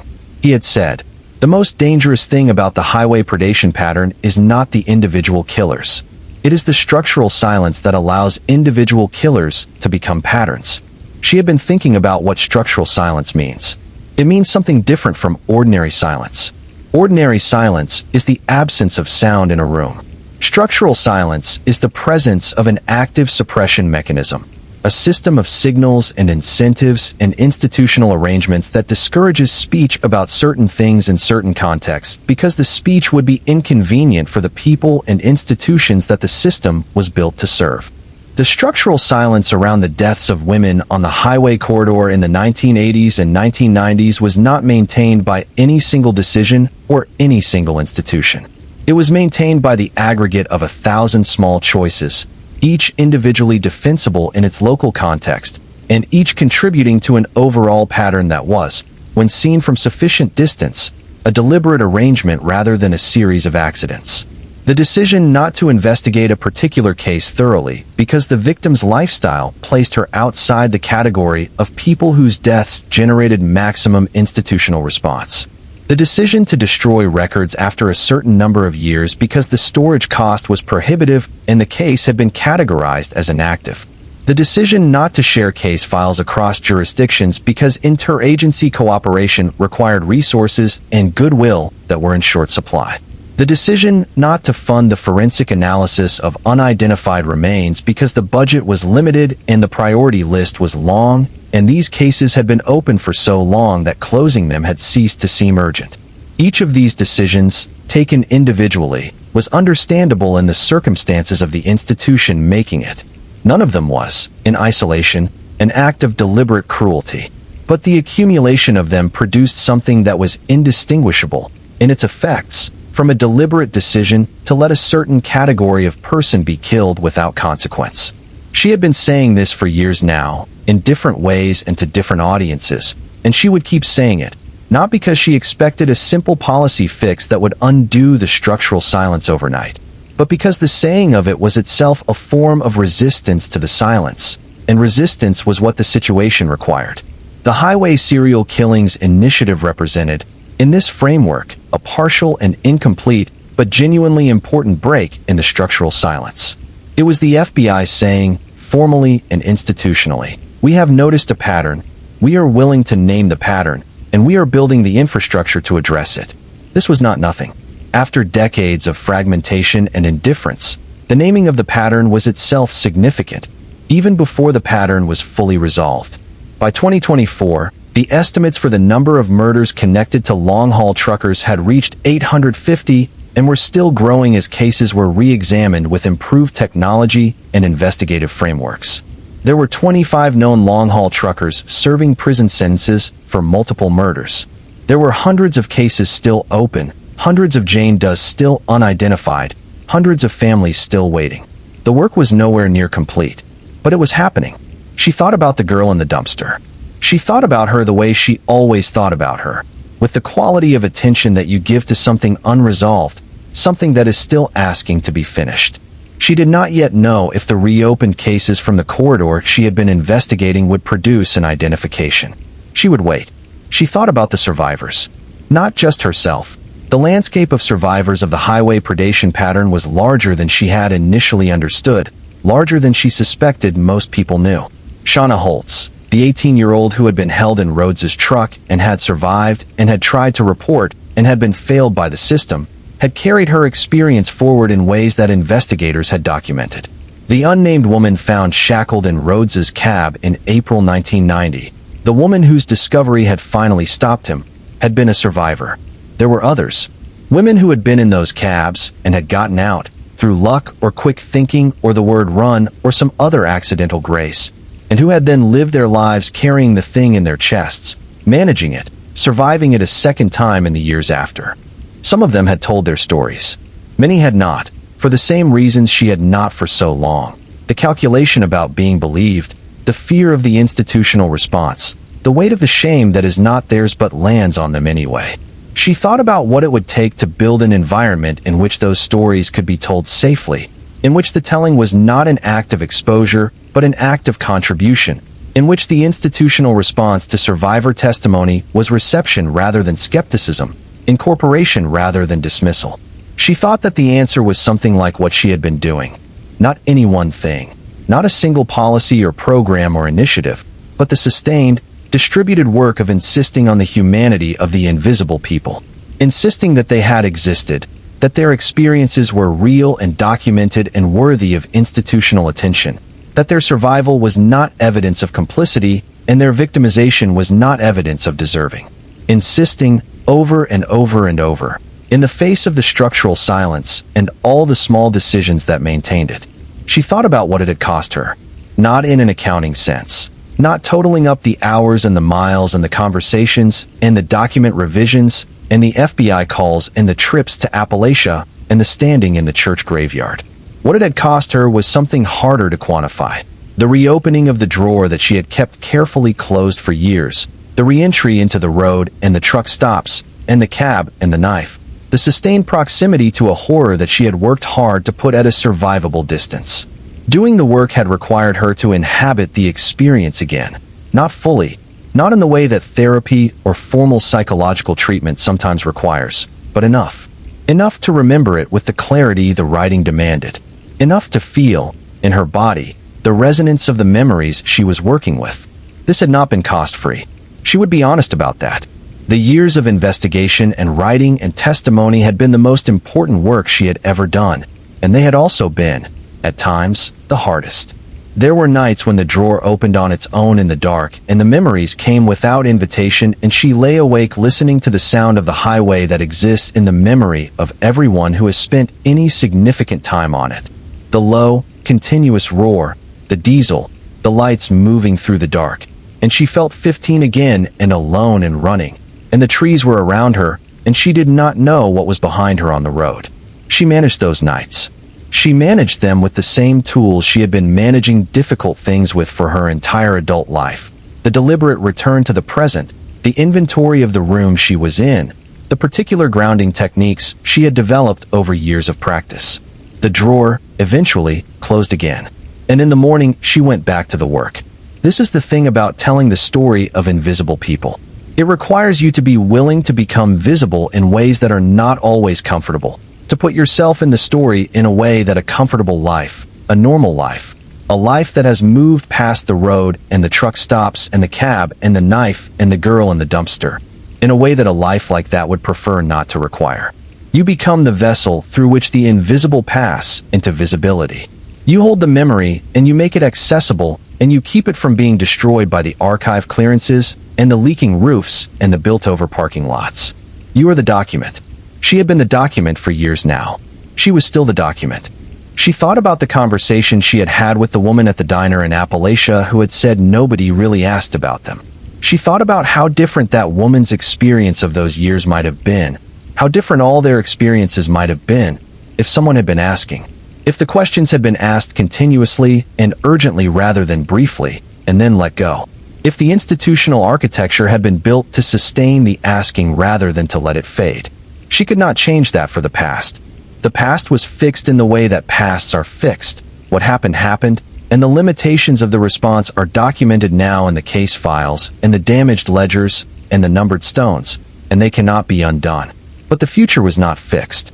The future was where the questions could still produce answers, where the investigations could still find names for the unnamed, where the institutional architecture was still, slowly and imperfectly, and with enormous resistance, being reformed in ways that might prevent the same structural silence from producing the same pattern in the next generation.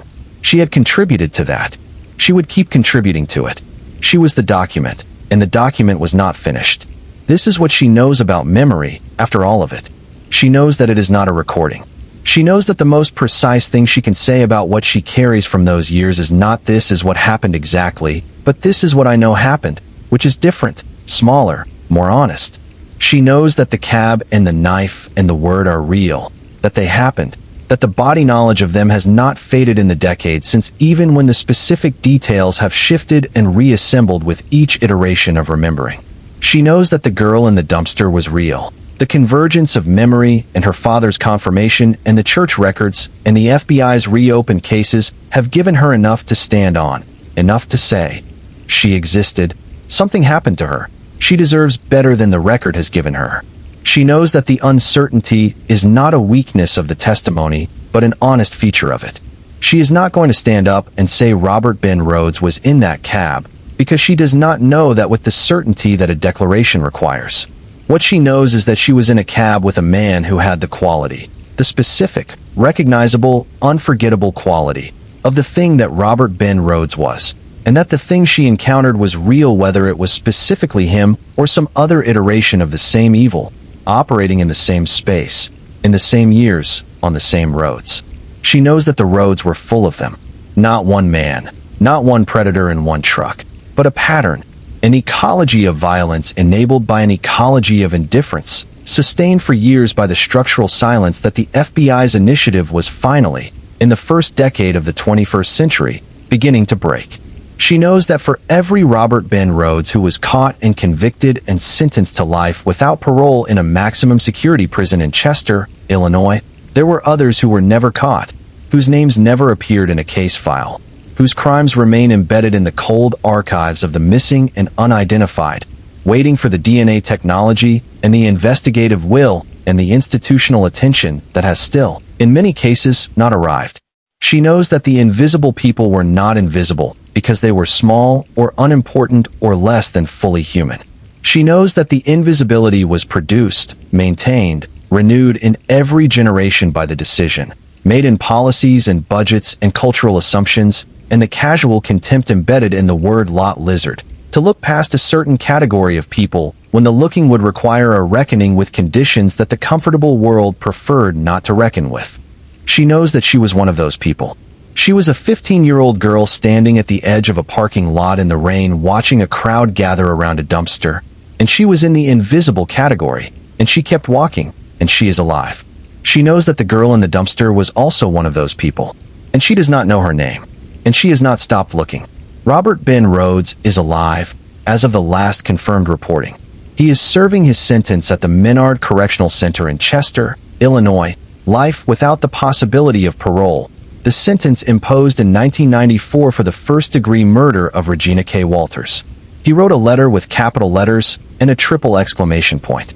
He is in a cage, and the roads he drove for 15 years or more are still there, and the women who moved through those roads are still there, and the institutional architecture is better than it was, but not good enough, and the work is not finished. Regina Walters was 14 years old when Robert Ben Rhodes killed her. Ricky Jones was 18. Patricia Candace Walsh was 24. Douglas Siskowski was 26. Shauna Holt survived and was too afraid to press charges, and the system that should have protected her did not protect her, and Rhodes drove away from that encounter and kept driving. The girl in the dumpster has no name in the official record. The women under the numbered stones in the church graveyard have no names in the official record. The 37 Jane Does in the highway serial killings database, whose last known location was a truck stop along a corridor that overlapped with Rhodes's confirmed routes, have no names in the official record. But they were here. They were on the road. They were 15 or 18 or 24, and they were trying to get somewhere, or they were trying to survive, or they were simply trying to make it through another day in the circumstances the world had given them, and someone took that from them. And the world did not ask enough questions for long enough about who did it, and how and why, and what should be done to prevent it from happening again. This is the story. This is the whole shape of it. The road and the trucks and the stops and the cabs and the knives and the words and the running and the trees and the survival and the years of silence and the article and the recognition and the search and the church and the stones and the FBI and the letter with the capital letters and the searching that is still going on. This is what an invisible people looks like when you decide to look at them. Some survived. Most did not. And some, too many, far too many, were never even recorded. The highway is still out there. The trucks are still moving. The red dots on the FBI's map are still being plotted, case by case, body by body, name by name when a name can be found, number when one cannot. The Highway Serial Killings Initiative is still running. Still connecting the cases that local jurisdictions cannot connect alone, still finding in the data the patterns that individual communities are too close to see. And somewhere, in the files that were reopened after she started asking questions, somewhere in the forensic analysis of remains that have been waiting in a storage facility in a state that will not be named here because the investigation is still active, there may be a name. There may be a set of teeth that matches dental records in a database that was not built until decades after the teeth were found. There may be a DNA profile that connects to a family that has been waiting, in the way that families of the missing wait. Without hope exactly, but without the closing of hope either, in the suspended state of people who need to know but cannot yet know. She is waiting for that name. She has been waiting for a long time. She will keep waiting. Because the girl in the dumpster was real, and her reality is claims that have not yet been fully honored, and the work of honoring them is not finished, and the work will not be finished until someone types a name into a report and sends it to a family, and the family sits down with the information and begins. Finally, the grief that has been waiting for 30-something years to have a form, a shape, a specific loss to hold rather than a suspicion too terrible and too indefinite to fully articulate. That is what is owed to the invisible people, not the dramatic reckoning, not the satisfying arc of crime and punishment and justice and resolution that the true crime genre sometimes promises and rarely delivers. Not the closure that the word closure implies, a shutting of something, a finality that honors the ending more than the life. What is owed is simpler and harder than that. What is owed is the asking, the persistent, unglamorous, resource-requiring, institutionally demanding act of asking. Who was she? What happened to her? Who did it? What should be done? The asking, and the commitment to keep asking, until the answer arrives. Some people disappeared from this world not because they were gone, but because no one was looking for them long enough, or hard enough, or with the full weight of institutional will that the search required. She was looked for. Not as a child. No one was looking when she was on the road at 15. But later, when she became the document, when she put the story into the world and the world received it, and the investigations were reopened and the cases were re-examined, she was found. Her account was incorporated into the record. Her survival was acknowledged. For that she is grateful, with the full and honest gratitude of someone who has spent enough time on the other side to know what it means not to have it. For the girl in the dumpster, the gratitude is not yet available. The acknowledgement is not yet complete. The record has not yet been corrected. But the asking is happening. The asking is happening. And that is where all records begin. In the question, in the willingness to hold the question open in the face of indifference and cost, and the passage of time, and the structural silence that says let it go. It was too long ago. There is nothing more to find. She will not let it go. She has never been very good at doing what she is told to do. When he said run, she ran. But then she stopped. She turned around. And she started walking back. If this story moved you the way it was meant to move you, if you were sitting somewhere right now, in bed, at the gym, on your lunch break, wherever you are in this wide world, and something in these words has found the place in you that knows what it means to be unseen, to carry something too heavy and too important to put down, then please know that you are not alone in that place. None of us who carry these things are entirely alone. That is why we tell the stories. That is why we keep asking. Like this video. Share it with someone who needs to hear this story. Subscribe so you don't miss what's coming next. And leave a comment. Tell me where you're watching from tonight. Tell me if this reached you. Tell me if you have your own version of the thing she was carrying. I read every single one. The invisible people were here. Let's make sure the record knows it. Stay with me. Stay safe. And don't let anyone tell you that your story doesn't count. Good night.